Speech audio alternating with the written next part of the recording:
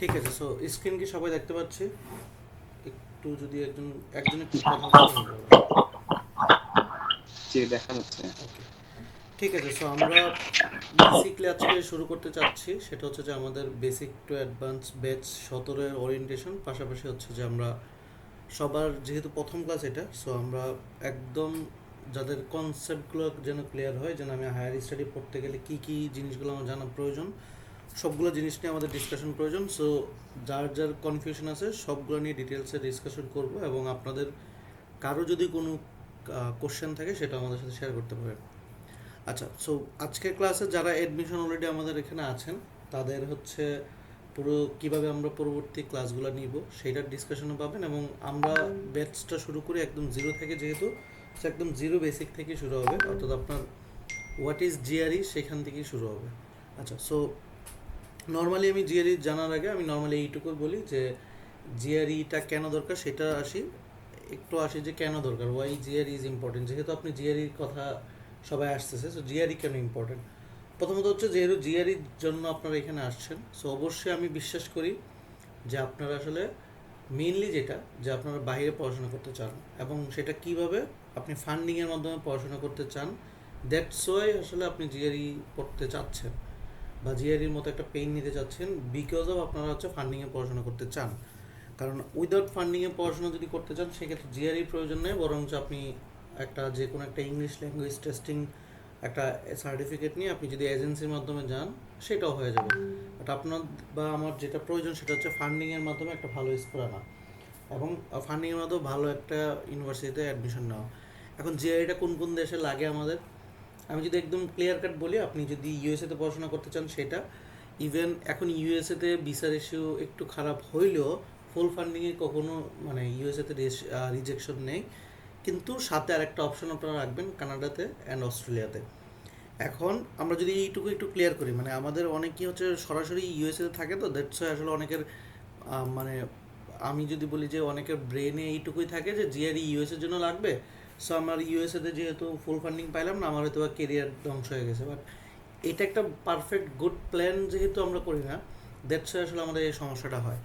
প্রথমত হচ্ছে যে জিআরই কেন লাগে, এটার আগে আমি দেখব যে ধরেন একটা হায়ার স্টাডি ফ্যাক্টর কী কী লাগতে পারে। ধরেন আপনি যখন হচ্ছে একটা গ্র্যাজুয়েশন হইলো, অর্থাৎ বিএসসি করলেন, বিএসসির পরে কারো কারো মাস্টার্স করা থাকে, আফটার দ্যাট কেউ একজন পিএইচডি করতে যায়। সো এই দুইটা জায়গায় আসলে আমরা ফান্ডিংটা খুঁজি, হয় এমএসএ অথবা পিএইচডিতে। তো আমরা ম্যাক্সিমাম সময় ইউএসএতে কী করি, বিএসসির জায়গায় সব থেকে বেশি ফান্ড থাকে পিএইচডিতে। সো আমরা এখানে একটা জাম্প করি, আমরা চেষ্টা করি বিএসসির জায়গায় সরাসরি পিএইচডিতে যেন অ্যাপ্লাই করতে পারি উইথ ফান্ড, কারণ এখানে ফান্ডটা বেশি থাকে। এটা কোথায়, ইউএসের জন্য। তো আমরা এই জায়গায় আমরা আসলে আরেকটা দেশ নিয়ে চিন্তা করি না, সেটা হচ্ছে আমরা কানাডা নিয়ে চিন্তা করতে পারি। সেটা কেন, কানাডাতে বিএসসি থেকে সরাসরি পিএইচডিতে যাওয়া যায় না, বাট কানাডা থেকে বিএসসি থেকে সরাসরি এমএসএ যাওয়া যায়। তো এমএসএও ফান্ডিং আছে, যে ফান্ডিংটা নিয়ে আমরা আসলে খুব একটা আলোড়ন তুলি না, যেহেতু আমরা সব বেশি ইউএসএ করি। সো আমরা চাইলেই কিন্তু কানাডার দিকে ফোকাস করতে পারি ফান্ডিংয়ের ব্যাপারে। কানাডা তো সেম, প্রফেসর খোঁজা, প্রফেসর ইন্টারেস্ট দেখানো, ফান্ডিং, এবং সব ইউনিভার্সিটিতে মোটামুটি একটা ফান্ডিং থাকে। তো কানাডাতে ডিফারেন্ট নাকি, আমরা একটু পরে ডিটেলসে যাব। কানাডা ডিফারেন্ট হচ্ছে দুই রকমের কোর্স হয়, একটা হচ্ছে কোর্স বেসড আর একটা হচ্ছে থিসিস বেসড। সো আমরা যারা পিএইচডি করব বা ফান্ডিং নিয়ে চিন্তা করি তারা আসলে থিসিস বেসডে অ্যাপ্লাই করি। আর কোর্স হচ্ছে যারা ওই যে বিভিন্ন এজেন্সিতে যে যান, যে অ্যাপ্লাই করে, তারা এই কোর্স বেসডে অ্যাপ্লাই করে আসলে। সো আলটিমেটলি আমরা আসলে মিতে পড়ে যাই যে আসলে কানাডাতে ফান্ডিং নিয়ে কেন আসে না। কানাডাতে আসলে কোর্স বেসডে অ্যাপ্লাই করা হচ্ছে এজেন্সিগুলো, দ্যাটস ওয়াই তাদের একটা নির্দিষ্ট স্কলারশিপ পান। বাট আপনি যখন অ্যাপ্লাই করবেন সেটা হচ্ছে থিসিস বেসডে অ্যাপ্লাই করবেন। এখন এই থিসিস বেসডের জন্য, ফান্ডিংয়ের জন্য জিআরইটা হচ্ছে ম্যান্ডেটরি একটা ফ্যাক্টর, যে এই প্রফেসরকে মেইল দিতে। এখন আমরা ইউএসএতে প্রফেসরদের মেইল করলে মোটামুটি রিপ্লাইটা একটু কম পাই, বিকজ কী হয় যে অনেক ফান্ডিং এখন কমে গেছে, দ্যাটস হয়। বাট আমি সেম এফোর্টটা দুইটা জায়গায় যদি ইউজ করি, আমরা দুইটা জায়গার যে কোনো একটা জায়গায় আমরা কিন্তু ফান্ডিং এনশিওর করতে পারবো। বরঞ্চ কানাডাতে কিন্তু আমি পিএইচডির জায়গায় মাস্টার্সে ভালো ফান্ডিং পাওয়া যায়, সেটা আমি অ্যাচিভ করতে পারবো। সেটা প্রমাণটা কি সেটা আমরা একটু পড়ে যাচ্ছি। আচ্ছা, তাহলে জিআরইটা কেন স্পেসিফিক, আমি তাহলে ফান্ডিংয়ের জন্য জিআরইটা কেন ইম্পর্টেন্ট। আমরা যদি যে কোনো একটা ইউনিভার্সিটি ওয়েবসাইটে যান, যে কোনো যদি ওয়েবসাইটে যান, আমি একটু ক্লিক করলাম, জাস্ট ইউএসএর একটা ইউনিভার্সিটি ওপেন করলাম, আর ধরেন হচ্ছে কানাডা একটা ইউনিভার্সিটি অ্যাপ্লাই করলাম। যে কোনো একটা ইউনিভার্সিটি যখন অ্যাপ্লাই করো তাদের একটা নির্দিষ্ট রিকোয়ারমেন্ট থাকে, নির্দিষ্ট রিকোয়ারমেন্ট। সেটা কী কী? প্রথমত হচ্ছে আপনার একাডেমিক ট্রান্সক্রিপ্ট বা সার্টিফিকেট, এটা সবার আছে, রাইট? সবাই আমরা পাস করছি এবং সেই অনুযায়ী ইউনিভার্সিটি কোনটা সিলেক্ট করবে সেটা হচ্ছে তার ওয়েবসাইটে লেখা থাকে। যেমন এখানে 3.5 হলে আপনি অ্যাপ্লাই করার জন্য আপনাকে বলছে যে আপনি 3.5 হইলেই আপনি অ্যাপ্লাই করেন। তাহলে আপনার 3.5-এর নিচে হলে এটাতে করবেন না, অন্যগুলোতে করবেন, সমস্যা তো নাই। বাট রিকোয়ারমেন্ট কি? একটা সার্টিফিকেট লাগে, ইংলিশ প্রফিসিয়েন্সি লাগে, এটা সেই ক্ষেত্রে দেখেন টোফেল অথবা আইএলস অথবা পিটি, এবং স্পেসিফিক কোন মার্কে কোনটাতে থাকে এটা আমাকে বলে দিয়েছে যে ভাই এইটুকু আমার থাকতে হবে। আইএলস হলে 6.5 আর নো ব্যান্ড লেস দেন 6 পর্যন্ত থাকতে হবে, এটা রিকোয়ারমেন্ট। আর কি থাকে? লেটার অফ রিকমেন্ডেশন, এটা আমরা কিন্তু চাইলে ম্যানেজ করতে পারি। সেটা কি? 3টা রিকোয়ার্ড থাকে। পার্সোনাল স্টেটমেন্ট বা এসওপি, এটা রিকোয়ার্ড ডেডলাইনের মধ্যে। এখন এর বাইরে এই যে সবার যদি আমি চিন্তা করি যে এই হচ্ছে রিকোয়ারমেন্ট যে আমার এইটুকু থাকতে পারে, এখন এটা তো সবার কাছে থাকবে, এটা মিনিমাম অ্যাডমিশন রিকোয়ারমেন্ট, বাট এটা তো সবার কাছে থাকবে। তা আপনার কাছে এক্সট্রা কি আর থাকতে পারে প্রোফাইলে? কারণ হচ্ছে এই যে নিচে একটা জিনিস আছে ফান্ডিং সাপোর্ট, কিন্তু যারা হচ্ছে আপনি পিএইচডিতে থাকবেন দেখেন এরা হচ্ছে সবাইকে ফুল টাইম ফান্ডিং হিসেবে দিবে এই ইউনিভার্সিটিতে অ্যাডমিশন নিতে গেলে। এখন অ্যাডমিশন তো আর সবাইকে নেবে না, প্রোফাইল টপ প্রোফাইলগুলোই নেবে। সো আপনি টপ প্রোফাইলে যেতে গেলে সবার যেহেতু জিআরই আছে, সবার ছবি আছে, তাহলে আপনার নাইটে কি আপনি বলেন? সো নাইটা হচ্ছে না, সবার সার্টিফিকেট থাকে, আইএলস স্কোর থাকে, সব থাকে। নাই একটা জিনিস, সেটা হচ্ছে হয় পেপার অথবা জিআরই। সো জিআরই যে কাজটা করে, আমি যদি আরও কয়েকটা ইউনিভার্সিটি নিই, ধরুন কানাডা একটা ইউনিভার্সিটি নিলাম কম্পিউটার সায়েন্সে, এরাও দেখেন মাস্টার্স অথবা পিএইচডি অফার করতেছে দুই রকম, একটা হচ্ছে কোর্স বেসড, একটা থিসিস বেসড। সো 2 বছরের, এবং দেখেন সুন্দর করে ডেডলাইন থেকে ধরে সুন্দর করে এখানে দেখেন থিসিস বেসডের ফান্ডিংও দেওয়া আছে, যেমন ফান্ডিং আপনি বছরে কত $20,000 করে পাবেন, যেটা অলমোস্ট ফুল ফান্ডেড, ঠিক আছে? সো আপনি বলতে পারেন যে থিসিস বেসডে কিন্তু তারা মোটামুটি ফান্ডিং নিয়ে সরাসরি বলছে যে আপনি যদি আমার এখানে হন ইন্টারন্যাশনাল ক্ষেত্রে কত সেমিস্টার ওয়াইজ কত দিবে, পুরোপুরি লেখা আছে যে আমি এত করে ফান্ডিং দিব।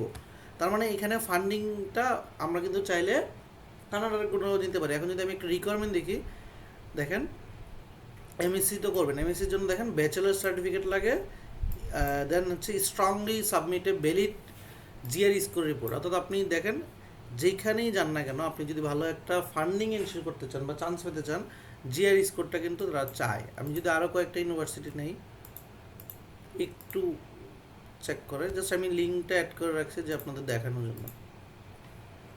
এই যে দেখেন কী লাগে, একটা সিবি লাগে, ট্রান্সক্রিপ্ট এসওপি লাগে, ট্রান্সক্রিপ্ট লাগে, জিআরই এক্সামিনেশন রেজাল্ট লাগে, এবং এটা ম্যান্ডেটরি, ওয়েব করবে না। তার মানে কি জিনিসটা কী দাঁড়ালো? জিআরইটা সেই জন্য লাগে যেই জন্য আপনি আসলে চাচ্ছেন পড়ার জন্য আর কি। উইদাউট জিআরই আপনি বর্তমান সময়ে আসলে আপনি ফান্ডিং এনশিওর করতে পারবেন না। সো ইউএসএতে যদি আপনি পড়াশোনা করতে চান অথবা কানাডাতে যদি চান ফান্ডিংয়ে পড়াশোনা করতে চান, তাহলে জিআরইটা হচ্ছে মেজর ফ্যাক্টর। কারণ কি মেজর? কেন? সিবি সবার আছে, এসওপি সবাই করতে পারবে, ট্রান্সক্রিপ্ট সবাই পারবে, আইএল সবাই দিবে, যারা হচ্ছে ইউএসএতে যাবে না তারাও দিবে, রিকমেন্ডেশনও সবাই পাবো, চাইলে অনেকের পেপারও থাকতে পারে, বাট এক্সেপশন কি? জিআরইটা। সো জিআরই আপনার প্রোফাইলটাকে অনেক উপরে নিয়ে যাবে। কথা কি বুঝছি? জিআরইটা কেন দরকার বুঝতে পারছি?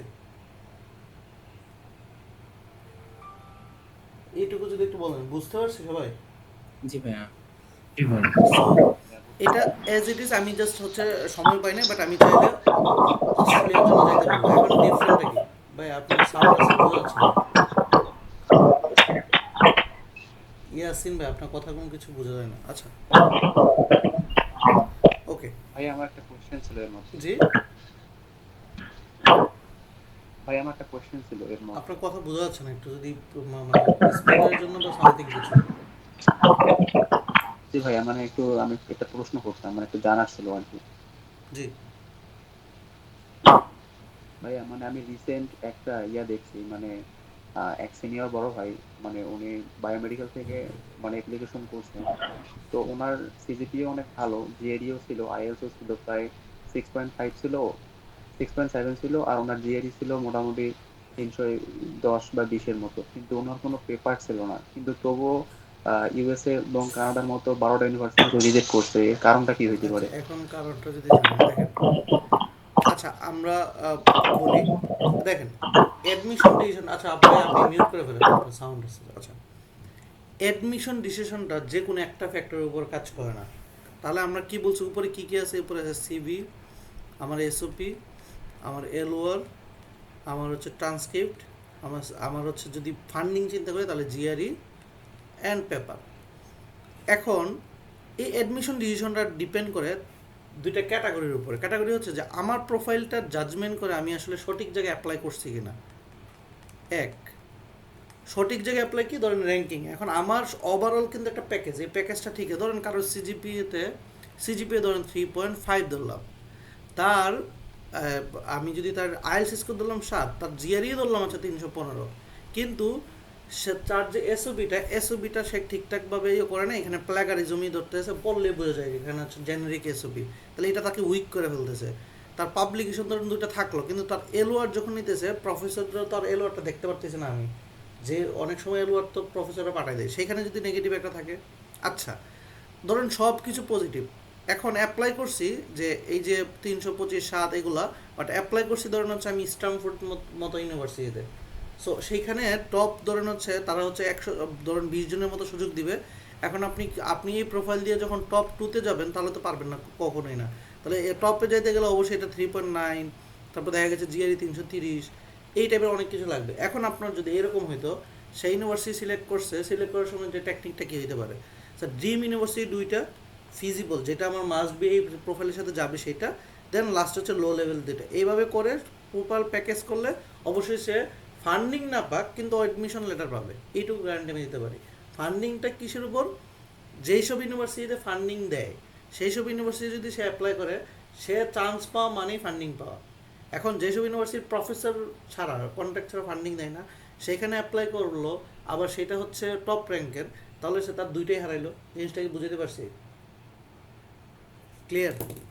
ধরেন সাপোজ জি ভাইয়া বুঝতে সাপোজ পারছি। এখানে একটা ইউনিভার্সিটি আমি বললাম, এটা এই ইউনিভার্সিটিটা ধরেন ইলিনয়েস শিকাগো, এখানে আপনি বলতে পারেন যে ভাই আমি তো মানে আমার প্রোফাইল সব ভালো, মোটামুটি ভালো, মানে 3.7, আইএলস হচ্ছে 8, জিআরই 315, এখানে আপনার যদি টপে থাকেন, তারা বলে দিয়েছে দেখেন যে পিএইচডি স্টুডেন্ট ইন্ডিয়ার ফার্স্ট 5 ইয়ার্স এনরোলমেন্ট গ্যারান্টেড ফুল ফান্ডেড অ্যাপার্টমেন্ট, মানে আপনার হচ্ছে গ্যারান্টেড দিবে যে আপনি ফুল ফান্ডেড পাবেনই, অর্থাৎ তাদেরকে অ্যাসিস্ট্যান্টশিপ অথবা মানে ফিনান্সিয়াল মানে আর অথবা টি দিয়ে আপনি ফুললি গ্যারান্টেড এখানে অ্যাপ্লাই করলে পাবেন। এখানে প্রফেসর ম্যানেজ আলাদা ব্যাপার, এটা না করলেও হবে।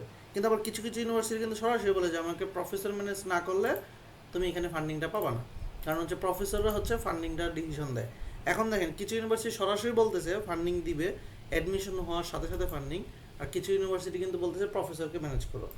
সো এই যে ইউনিভার্সিটি সিলেকশন, এইটা এখন ইউএসএতে 4,000 ইউনিভার্সিটি, রাইট?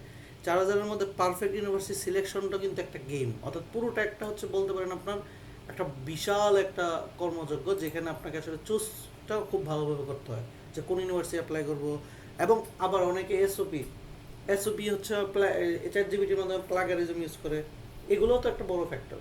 যে আমার হচ্ছে এসওপি পড়লে বোঝা যায় হচ্ছে যে সে জেনেরিক, ধরেন জেনেরিক, আমি ছোটোবেলায় কম্পিউটার ভালো লাগতো এই জন্য কম্পিউটার ভালো লাগে, তো নিজের গল্পটা তুলে আসে না। সো সব কিছু কিন্তু একটা প্যাকেজ। তো জিআরই কী করে এই প্যাকেজটাকে ভারী করে? সাপোজ আমি কি বলতে চাচ্ছি, ধরেন আপনি চাইলেই সিবিটা সিজিপিএ যদি ধরেন 3.3 আছে, এখন চাইলেই তো এটা আর বাড়াইতে পারবেন না, পসিবল না। অথবা পেপার আপনার নাই, অথবা একটা আছে, চাইলেই তো এটাকে হুট করে দিন রাতারাতি বাড়াইতে পারবেন না। কিন্তু এই জায়গায় যদি অ্যাডমিশন কমিটিকে বুঝাতে পারেন যে আপনার যে জিআরই আছে 315, সে কিন্তু ইজিলি গেস করতে, হ্যাঁ বর্তমানে তার ব্রেন অ্যাক্টিভ, তাকে দিয়ে কাজ করানো যাবে, সে পটেনশিয়াল তার যতই হোক না। অনেকে দেখবেন 2.9 সিজিপিএ, তার জিআরই স্কোর 320, সেও কিন্তু ফান্ডিং পাইছে। আমি কি বুঝতে পারছি? সেটা প্যাকেজ। জি ভাইয়া। এখন সঠিক জায়গায় অ্যাপ্লাই না করলে ভাই আপনি 20টা অ্যাপ্লাই করেন, আপনি মানে কোনটাতে রিকার্ড পাবেন না। আর যদি সঠিক জায়গায় অ্যাপ্লাই করেন, দেখা গেছে যে আপনি 5টা অ্যাপ্লাই করলে 3টাতে ধরেন অ্যাকসেপ্টেন্স পাইছেন, 2টাতে আপনি ফান্ডিং পেয়ে গেছেন, আর 2টাতে হয়তো রিজেকশন হয়েছেন। সো এই অ্যাপ্লিকেশনটা বা অ্যাপ্লাইটা ভালোভাবে ডিসিশন নিয়ে করতে হয়, মানে আমার প্রোফাইলটা আমার আসলে ওই জায়গায় যাচ্ছে কিনা সেইটা অ্যাডভাইস কারোর সাথে কথা বলে সেই হিসাবে ইউনিভার্সিটি সিলেকশন করতে হয় কিউএস র্যাঙ্কিং দেখে। এখন আমি চোখ বন্ধ করে শুধু ইউনিভার্সিটি অ্যাপ্লাই করলাম, আবার আমি ভাবতেছি যে আমার কেন রিজেকশন হলো, এটা স্বাভাবিক। কথা কি ক্লিয়ার সবাই? আচ্ছা, এটা কি বুঝছে আমরা জি আসলে ভাই বুঝতে পারছি। প্রথম স্লাইডে আছে কেন জিআরই ইম্পর্টেন্ট, এটা ক্লিয়ার?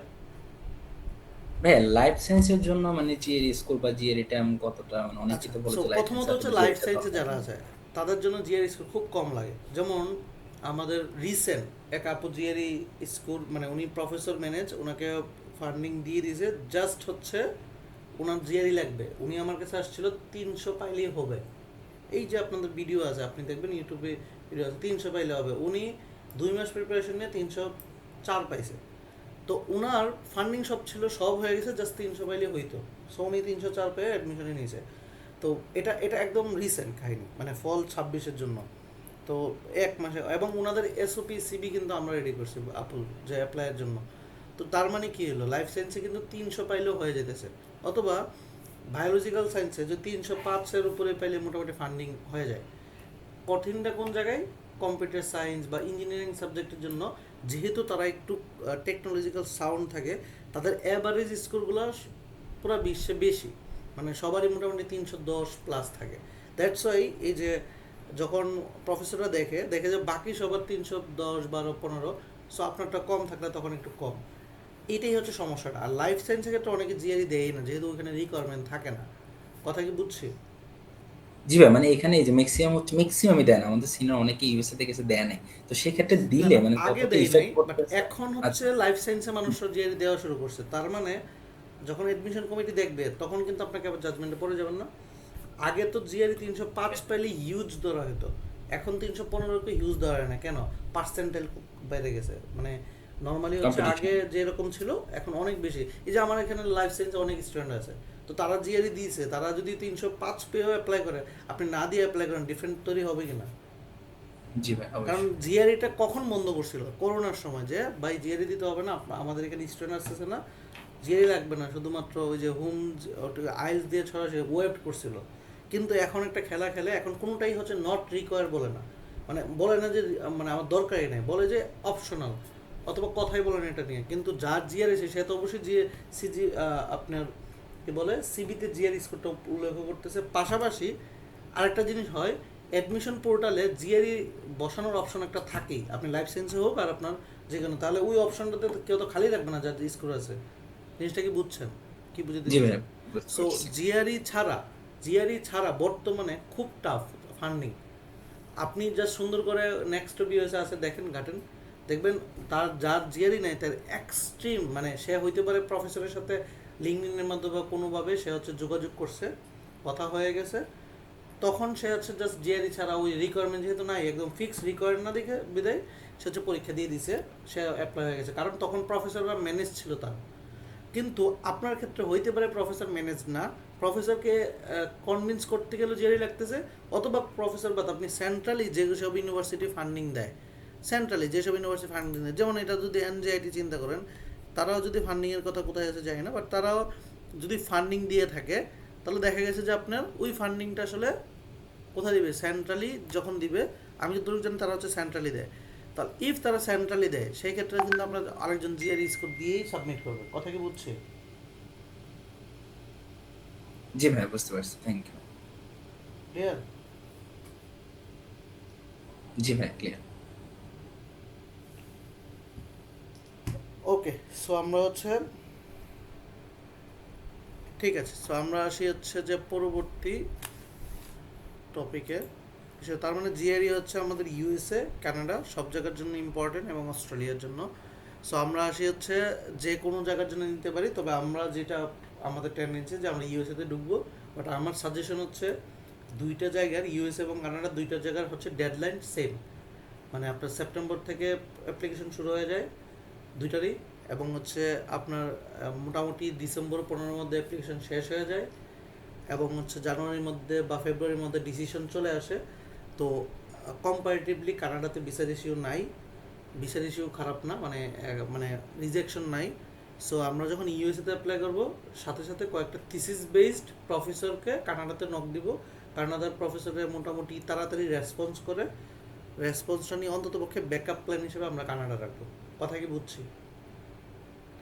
আচ্ছা ভাই, এখানে একটা কোশ্চেন ছিল ভাই, যেটা হচ্ছে যে দেখা গেছে আমার গ্রাজুয়েশন কমপ্লিট হতে হতে যে মার্চ বা মে মাস চলে আসবে 2027-এর। তো সেক্ষেত্রে আমি যদি 27-এর ফলের জন্য অ্যাপ্লাই করতে যায়, ইটস পসিবল। অনেকেই দেখলাম গ্রাজুয়েশন কমপ্লিট আগে অফার লেটার পাচ্ছে রিসেন্টলি। বুঝি নাই। হ্যাঁ?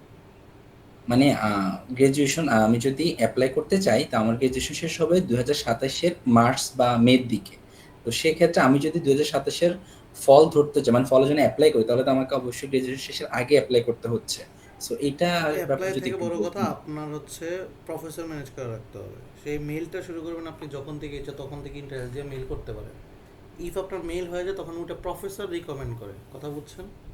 মানে সেন্ট্রালি কি পসিবল না গ্রাজুয়েশনের আগে? গ্র্যাজুয়েশনের আগে আপনার সার্টিফিকেট সাবমিট করতে হচ্ছে, মাস্ট বি। ও আচ্ছা আচ্ছা। প্রফেশনাল সার্টিফিকেট মাস্ট বি করতে হচ্ছে। এবং দেন হচ্ছে অনেক সময় অনেক জায়গায় ওয়েস লাগে, কারণ অনেক অনেক ইউনিভার্সিটির ওয়েস ম্যান্ডেটরি। তো সার্টিফিকেট ছাড়া ওয়েস ওয়েস ইভ্যালুয়েশন কেমনে করবেন? তো আমি রিসেন্টলি কিছু দেখলাম ভাই, স্নাতক শেষ করার আগেই অফার লেটার পাইছে। সেটা তাহলে ওরা অফার সবাই লেটার আমি হচ্ছে। বললাম কি, সেটা হচ্ছে আপনার প্রফেসর ম্যানেজ থাকে।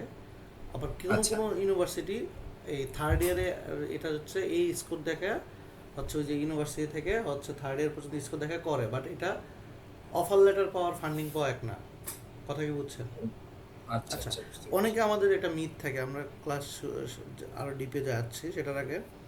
আমরা ভাবি হচ্ছে যে অনেক জায়গায় দেখবেন ডেডলাইন লেখা থাকে, যে ডেডলাইন হচ্ছে আমার, এই যেমন অনেক ইউনিভার্সিটি আপনি ডেডলাইন দেখবেন হচ্ছে মে মাসের, ধরেন মে মাসের 15 তারিখ হচ্ছে ডেডলাইন। আমরা ভাবি যে ঠিক আছে, আমার পরীক্ষা দিতে দিতে হয়তো বা এই বছরের ডিসেম্বর হয়ে যাবে, আমরা মে তো অনেক সময় অ্যাপ্লাই করব। শুনেন, এই যে অ্যাপ্লাইগুলো মে এপ্রিল, এগুলো আসলে যারা নর্মাল জিনিস, যারা ফান্ডিং ছাড়া পড়তে চায় তারাও তো অ্যাপ্লাই করবে, তাদের জন্য সারা বছরই ওপেন থাকে, উইন্টার, স্প্রিং, সামার, বিভিন্ন নামে। সো আপনি এইটুকু গ্যারান্টি নিতে পারেন, আপনি এগুলোতে এই টাইপের ইউনিভার্সিটি যেগুলোতে, সেগুলোতে অ্যাপ্লাই করলে আপনি অফার লেটার পাবেন, মানে মিনিমাম রিকোয়ারমেন্টগুলো ফিল আপ করলেই তাহলে আপনি অফার লেটার পাবেন। অফার লেটার পাইলেন, অফার লেটার দিয়ে আপনি কি করবেন? আপনি তো হচ্ছে ইউএসের মতো জায়গায় আপনি সেলফ ফান্ডে অফার দেখবেন হচ্ছে, আপনি এজেন্সিতে যান, দেখবেন সবাই অফার লেটার এনে দিতেছে। কোন জায়গায় ধরাটা খাচ্ছে? কোন জায়গায়? মানে ভিসার জায়গায় অফার লেটার আনা তো ভাই কঠিন না। আপনাকে আমি এখন বলতেছি, আপনার প্রোফাইল যদি মিনিমাম রিকোয়ারমেন্টটা মিলে, আপনাকে কয়েকটা ইউনিভার্সিটি দিয়ে, ধরেন ক্লার্কসনে নেন, তারপর হচ্ছে আলাবামাতে নেন, এগুলোতে কয়েকটা অফার লেটার যেগুলোতে আপনি সেলফ ফান্ডে পড়তে পারবেন, আপনাকে অফার লেটার দিবে। কিন্তু অফার লেটারের ফান্ডিং কিন্তু এক না। ফান্ডিং ডিসিশন ম্যাক্সিমাম শেষ হয়ে যায় ডিসেম্বর 15, এইটুকু মাথায় রাখবেন। ডিসেম্বর 15 পরে ফান্ডিং ডিসিশন খুব একটা নাই। তো ডিসেম্বর 15 আগে যেগুলোতে অ্যাপ্লাই করবেন তাদের ক্ষেত্রে আর্লি ফান্ডিং ডিসিশনের মধ্যে পড়বেন, অর্থাৎ আপনার তাদের কাছে যে ফান্ডগুলো আছে সেগুলো দিয়ে দিবে সেন্ট্রালি। তার মানে আপনার মাথার মধ্যে রাখা উচিত আপনার ম্যাক্সিমাম গোল আপনার ডিসেম্বর 15 মধ্যে। এখন একটা হচ্ছে যে শুধু অ্যাপ্লাই করা, আর একটা হচ্ছে ফান্ডিং সহ অ্যাপ্লাই করা, দুটো ডিফারেন্ট, কথা কি বুঝছি? অফার লেটার পাওয়া কঠিন কিছু না। অফার লেটার পরে এটাকে আমি আসলে এই এমন একটা অফার লেটার আনলাম যে অফার লেটারের পরে আমি আর ভিসা নিতে পারলাম না, এই অফার লেটার আমার কোনো কাজের না, কথা কি বুঝছি? এটা কি বুঝছি? জি ভাইয়া। সো সেম ধরুন জার্মানিতে আপনি অ্যাপ্লাই করলে অফার লেটার পাবেন, মানে মিনিমাম রিকোয়ারমেন্ট পাইলে। সেম আপনি হচ্ছে অস্ট্রেলিয়াতে যে কোনো মানে মাস্টার্সে অ্যাপ্লাই করেন, আপনি অফার লেটার পাবেন মিনিমাম রিকোয়ারমেন্টে। অফার লেটার পাওয়ার ভিসা পাওয়া এক না, সো ডিফারেন্ট হচ্ছে এটা। আর আমরা অফার লেটার না, আমরা চিন্তা করবো হচ্ছে ফান্ডিং। সো জিআরইর মতো জিনিস একটা পেইনে আমিও শেখাই, আপনিও শিখতেছেন একটা কারণে, ফান্ডিং এনশিওর করার জন্য। সবাই এখানে তীর্থ কাকের মতো আছে ফান্ডিংয়ের জন্য।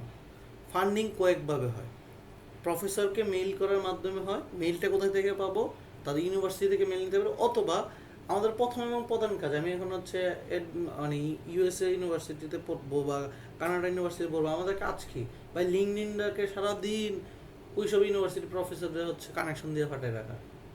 তারা নিজস্ব লিঙ্কডিন প্রোফাইলে মাস্ট বি তারা হচ্ছে তাদের সার্কুলারটা দেয়, এটা শো অফের জন্য দেয়, এটা নিজের রিকোয়ারমেন্টের জন্য দেয়, একটা সৌন্দর্যের জন্য দেয়। সেখান থেকে আপনি মেল দেন, প্রথমত মেইলও দিবেন, তাকে পার্সোনালি নকও দিবেন, দেখবেন ওইখানে ওইখানে মিলে গেছে আল্লাহ রিজিকে রাখলে। দেন আপনি ওয়েবসাইট থেকে তো দিলেনই, কারণ অনেক তারা মেল এবং মেলিং টাইমিংও আছে। সো আপনি ধরেন সারা রাত জেগে হচ্ছে মেল করলেন, সেখানে কিন্তু আপনি ফান্ড পাবেন না, মানে সে রিপ্লাই দিবে না। এখন আপনাকে বলি, আমি আপনাকে নর্মাল জিনিস, আপনাকে বাংলাদেশ সময় রাত 8টা থেকে 10টার মধ্যে নক মেইল দেন, আপনাকে গ্যারান্টি দিচ্ছি 10টা মেলে একটা মেল রিপ্লাই পাবেন। কারণ আপনি মেল দিতেছেন হচ্ছে চিন্তা করে রাত 3টা বাজে, 2টা বাজে, আর ও তো হচ্ছে ওর সময় তো রাত বিকাল দুপুর হইলো, এগুলো তো মিথ, জানতে হবে না। সো এইভাবে মেলে রিপ্লাইটা নেন, সেন্ট্রাল অ্যাপ্লাই করেন। ধরেন আপনার ডেডলাইন শেষ, বাট প্রফেসর কোনো মেলে রিপ্লাই দিচ্ছে না, তখন আপনি হচ্ছে সেন্ট্রাল অ্যাপ্লাই করবেন। কথা কি বুঝছি?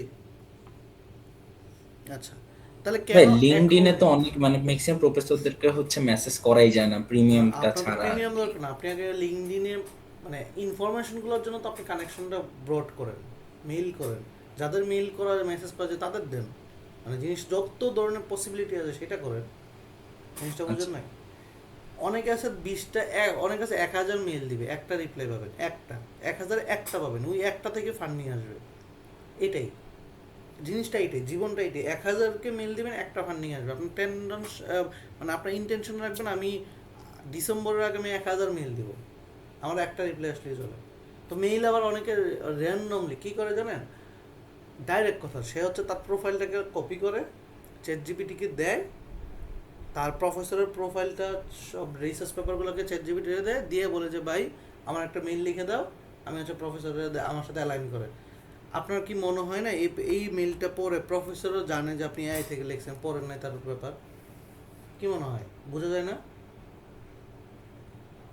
জি ভাই। So, বোঝা যায়। সো এই কাজটা সবাই করে, ম্যাক্সিমাম করে, যে আমি ভাই এত মেল দিতে পারবো না, এত পেপার পড়তে পারবো না।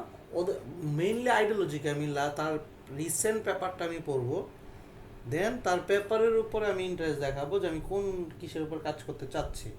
বাট আমরা কি করি, আমরা তার ওভারঅল পেপার দিয়ে একটা জাস্ট একটা অ্যালাইন করে দিই যে এটা আমি করতে চাই। বাট আমার দেখা গেছে যে আমার আবার অনেক সময় রিসার্চ পেপার অনেকে বিভিন্ন ফিল্ডে করে, মেশিন লার্নিং একটা করলো, ওই ডাটা সায়েন্সে একটা করলো, ওই একটা করলো, এগুলো তো আপনার গোলকে স্পেসিফাই করতেছে না। সো অনেক কিছু ব্যাপার আছে ভাই এগুলো। আমি তো অনেক, আমরা তো স্টুডেন্ট নিয়ে কাজ করি, ফান্ডিং নিয়েও কাজ করি, স্টুডেন্টদের প্রোফাইল নিয়ে। সো এটা ভালো করে জানা আছে। আচ্ছা, প্রথমত আসি ওয়াই নাও, কেন বর্তমানে এখন থেকে জিআরই শুরু করা উচিত। প্রথমত জিআরই জার্নিটা লম্বা, এবং জিআরই কিন্তু একটা অ্যাডমিশন টেস্ট। এটা কাদের জন্য, ধরেন আপনারা যদি ইউএসএ থাকতেন, ইউএসএ যদি স্টুডেন্ট আপনি বড় হয়ে পড়াশোনা করতেন, তাদের জন্য কিন্তু এটা একটা অ্যাডমিশন টেস্ট, অর্থাৎ এন্ট্রেন্স অ্যাডমিশন টেস্ট, অর্থাৎ আপনার আপনি যদি ইউনিভার্সিটি ঢোকেন এটা লাগবে। তার মানে ইংলিশদেরও ইংলিশ পরীক্ষা, তার মানে আপনি ধরে নিতে পারেন এত ইজি না। আপনি বাংলাদেশে বাংলা মিডিয়ামে পড়াশোনা করার পরও এটা দিবেন, তার মানে এত ইজি না। কারণ আপনি এটাকে এত ইজি না বিধায় কিন্তু বলা হয় ওয়ার্ল্ডের টাফেস্ট এক্সামের মধ্যে থার্ড। সো থার্ড যদি আমি বলি, যেখানে আমাদের বিসিএসটাও এত থার্ড মানে জায়গা করতে পারে নাই। সো চিন্তা করতে হবে যে পরীক্ষাটা আসলে কঠিন। তবে আমরা যদি কনসিস্টেন্সিভাবে পড়াশোনা করতে পারি, তাহলে এই জিনিসটা নর্মালি আমরা আসলে ওভারকাম করতে পারবো 4 থেকে 5 মাসে। এখন নর্মাল জিনিস, আমি এই 4 থেকে 5 মাস কিসের জন্য ধরছি, 320+ স্কোরের জন্য ধরছি। বাট নর্মালি যদি আপনি পড়াশোনা করেন, যদি স্ট্র্যাটেজি অনুযায়ী ছাড়া পড়াশোনা করেন, আমি গ্যারান্টি দিচ্ছি এটা 1 বছরে কমপ্লিট হবে না। অনেক স্টুডেন্ট আছে যারা আমার প্রথম বেচ, আমার 2 বছর হয়ে গেছে, তারা এখনো পরীক্ষা বসে নাই। আমি একদম লাইন ধরে ইউটিউব মানে ফেসবুকে ঢুকে আমি দেখাই দেবো ভাই সে আমার সাথে পড়ছে, এখনও পড়ে, সে পরীক্ষা দেয় নাই। সো বাট আপনার আবার এটাও দেখাতে পারবো 2 মাসের মধ্যে সে একটা ভালো স্কোর নিয়ে আসছে। সো ডিফারেন্ট হচ্ছে যে জিআরই একটা ভালো স্কোর আনার জন্য স্ট্যাটিস্টিক্যালি যদি পড়াশোনা করি, তাহলে 4 মাস হচ্ছে আইডিয়াল টাইম।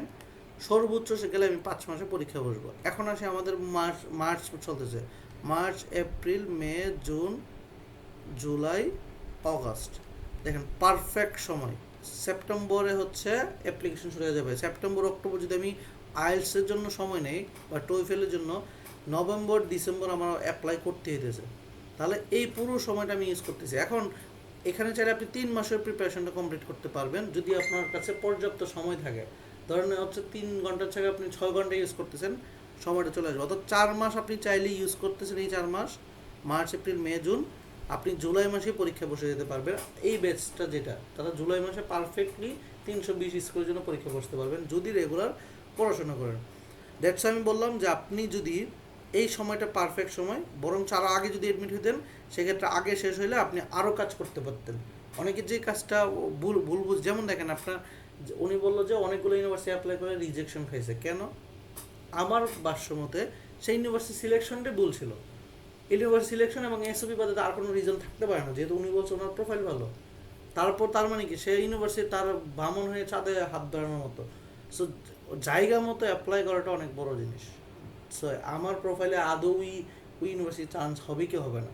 সো তার মানে ওইগুলো রিসার্চ করা এবং ইমেল করা। আমি যে বললাম যে 500-1000 মেইল করবেন, ওই মেইলটার কালেক্ট করতে হবে না আপনার প্রোফাইলের সাথে, তাদের মেইল করা, মেইলে রিপ্লাই দেওয়া, এবং আরও জিনিস আছে আপনার এসওপি, সিবি, এলওয়ার, এইসব জিনিসগুলো তো গুছাইতে হবে।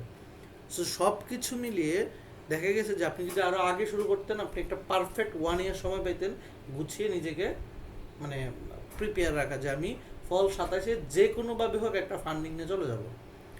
সো কারণ আমাদের কাছে সময় আছে কিন্তু এইটুকুই, যে অর্থাৎ আমরা ধরতে হবে মার্চ থেকে সেপ্টেম্বর পর্যন্ত।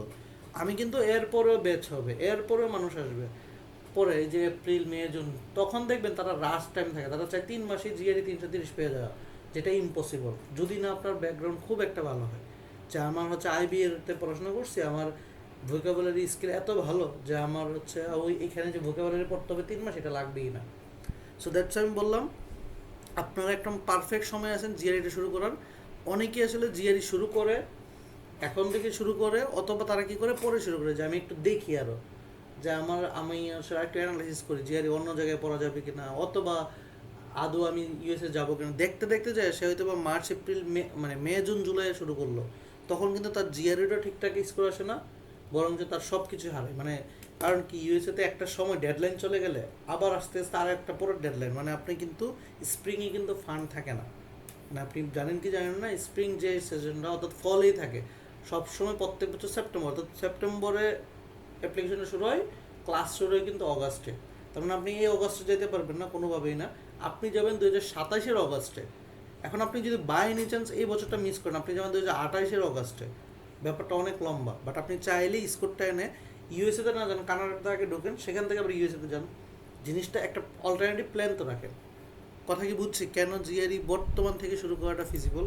ক্লিয়ার? এটুকু বুঝছি সবাই? জি ভাইয়া, বুঝতে পারছি।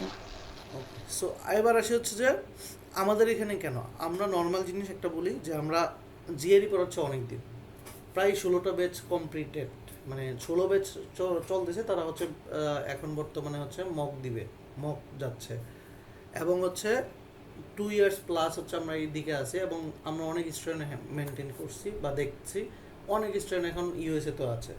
আমরা হচ্ছে অনেক সেমিনার আনছি, সেমিনারে তাদের আনছি, আমাদের এক্সপিরিয়েন্স শেয়ার ভিডিও আছে, সেখানে দেখতে পারবেন যে আমরা ইনশাল্লাহ আমরা বলতে পারি যে আমরা আমাদের কোয়ালিটি নিয়ে কখনো কম্প্রোমাইজ করি নাই, হাতে কলমে ধরে ধরে নিয়ে গেছি।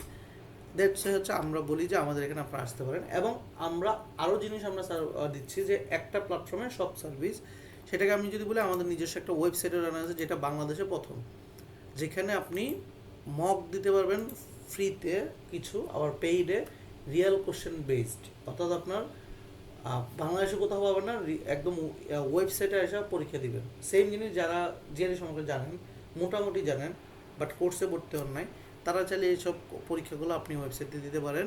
আমাদের নামই highestrehelplineinbangla.com।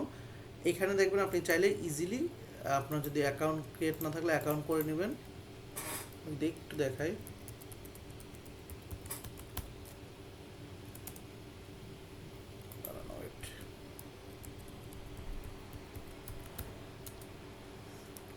সো আপনি যদি একটু দেখেন, এখানে দেখবেন একদম এক্স্যাক্ট ইটিএস ফরম্যাটে। ইটিএস মানে কি, জিআরই পরীক্ষাটা নেই ইটিএস, তারা যেরকম ইন্টারফেস থাকে, টাইম ম্যানেজ থাকে, সব কিছু মিলে একদম কোশ্চেনগুলো কিন্তু প্রিভিয়াস জিআরইতে আসা কোশ্চেন। এগুলো কি জিনিস, প্রিভিয়াস আসা কোশ্চেন কি, এগুলো আমরা ডিটেলসে ডিসকাশন করবো। সো আপনি চাইলে এখানে ফ্রিতে পরীক্ষা দিয়ে নিজেকে জাজমেন্ট করতে পারবেন, এখানে আছে, আপনি চাইলে এখনই পরীক্ষা দিতে পারেন ক্লাসের পরে। সো আমরা এগুলো নিয়ে খুব অর্গানাইজভাবে গুছাইছি। সো এখানে আপনি চাইলে হচ্ছে আরও কাজ করতে পারবেন, যে আমাদের হচ্ছে কি বলে, আমাদের এখান থেকে আপনি চাইলে এই যে রাইটিং হেল্পগুলো যেগুলো সবগুলো এসওপি, সিবি যেগুলো আমরা যেহেতু জিআরই এগুলোর পরে ওই কাজটা করি স্টুডেন্টদের জন্য, সেটা করতে পারেন। বাট সব থেকে বড় কথা, আজকে ক্লাসে জিআরই নিয়ে, জিআরই জিনিসটা আমরা আসলে 16টা ব্যাচ পড়াইছি। সো আমাদের সাকসেস রেশিও আলহামদুলিল্লাহ ভালো, যারা ফুললি ক্লাস 0 থেকে শেষ পর্যন্ত শেষ করছে তারা সবাই ভালো স্কোর আনছে। এইটুকু প্রমাণ আমি না, আমার স্টুডেন্টরাই। আপনি আমাদের কমিউনিটি গ্রুপে দেখতে পারেন, অথবা ইউটিউব চ্যানেলে দেখতে পারেন, সেখানে দেওয়া আছে। এবার আসে জিআরই নিয়ে, আমরা একদম স্পেসিফিক জিআরইতে ঢুকি। জিআরইতে কিছু আমরা যদি রিয়ালিটি চেক চিন্তা করি, সেটা হচ্ছে নর্মালি হচ্ছে আমরা অনেকেই প্রিপারেশন, যেমন গতকালকে একটা আমরা ক্লাস নিয়েছিলাম, একজন ভাইয়া হচ্ছে আমাদের এক্সপিরিয়েন্স শেয়ার করছিল তার জিআরই জার্নি নিয়ে। সে নিজে নিজে সেলফ প্রিপারেশন নিচ্ছিল। সো সে অনলাইনে পড়ে, বিভিন্ন জায়গায় পড়ে, গ্র্যাজুয়েট পড়ছে, দেন 5LB বা ম্যানহাটনের 1 থেকে 6 এই টাইপের বই পড়ে 3 মাস পরে তার প্রিপারেশন আলটিমেটলি তার কাছে জিরোই লাগছে, কিছুই বুঝতেছে না। বিকজ আসলে ওই একটা স্ট্র্যাটেজি আছে, মানে ধরেন জিআরইতে আমাদের মিথ আছে যে অনেকে অনেক বইয়ের কথা বলে, যে অনেক অনেক বই পড়তে বলে যে এটা পড়ো ওইটা পড়ো ওইটা পড়ো ওইটা পড়ো।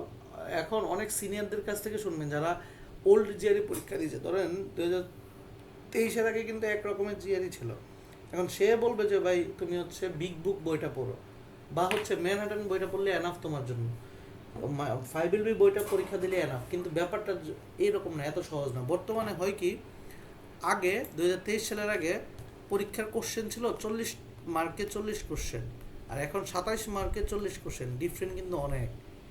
কারণ মার্ক কোশ্চেন কমে গেছে, মার্ক বেড়ে গেছে, তার মানে কোশ্চেনের টাইপও কিন্তু বেড়ে গেছে। অনেকে বলবে যে ভাই তোমার বেসিকের জন্য দেখবেন নাম শুনবেন, পাওয়ার পেপ পরীক্ষা দেন, পাওয়ার পেপ 1 পাওয়ার পেপ 2 দুইটা পরীক্ষা দেন, তাহলে বুঝে যাবেন আপনি কত পাবেন। আমি গ্যারান্টি দিই আপনি পাওয়ার পেপ 1-এ পরীক্ষা দিয়ে যদি 320ও পান, মেইন এক্সামে 310-এর নিচে পাবেন। বিকজ অফ এই কোশ্চেনগুলো সব এই আগের কোশ্চেন, তার তখনের যে কোশ্চেন ওয়েটটা ছিল এখন কিন্তু তেমন নাই, এখন হচ্ছে কোশ্চেন ওয়েটটা বাড়ছে। দ্যাটস একদম মানে বর্তমান রিসোর্সের সাথে খাপ মিলিয়ে আপনাকে পড়তে হবে। জিআরই আসলে কোনো লাকের বিষয় না, এটা পুরোটাই স্কিল এবং রেগুলার পড়াশোনা করা। যেমন আমি বলি যে গতকালকে উনি 163 পাইলো মেবি, আরেকজন 159 পাইছে, একটা আপু। এ আপু আমাদের ভিডিওতে দেখবেন সে হচ্ছে একদম বেসিক জিরো নিয়ে মানে ম্যাথ বলা যায় যে সে আসলে ম্যাথ খুবই পারতো না, খুব বাজে অবস্থা। এগুলোর ভিডিও পুরোটাই ইউটিউবে আছে আমাদের। সো সেই জায়গা থেকে উনি 170-এ 164 পাওয়াটা হিউজ। কারণ হচ্ছে সে জাস্ট কী করছে, 2 মাসের জায়গায় সে আরেক মাস বাড়ায় সে জাস্ট আমাদের কথা মতো জাস্ট প্র্যাকটিস করছে।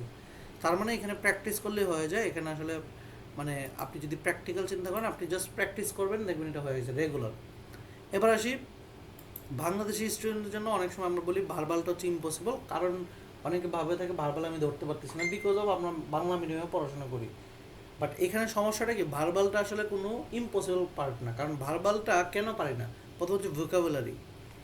এখন আমরা দেখবেন অনেক সময় আইএলস যারা করি তারা মোটামুটি পেরে যায়, কারণ কি সেখানে এত হার্ড ভোকাবুলারি থাকে না, অ্যাডভান্স ভোকাবুলারি। বাট ভার্বালের ক্ষেত্রে আমরা দেখবো যে এত পরিমাণ হচ্ছে ভোকাবুলারি ডিপ লেভেলে আসে, যে ভোকাবুলারি আমি হয়তো আমার লাইফে জীবনে দেখিও নাই।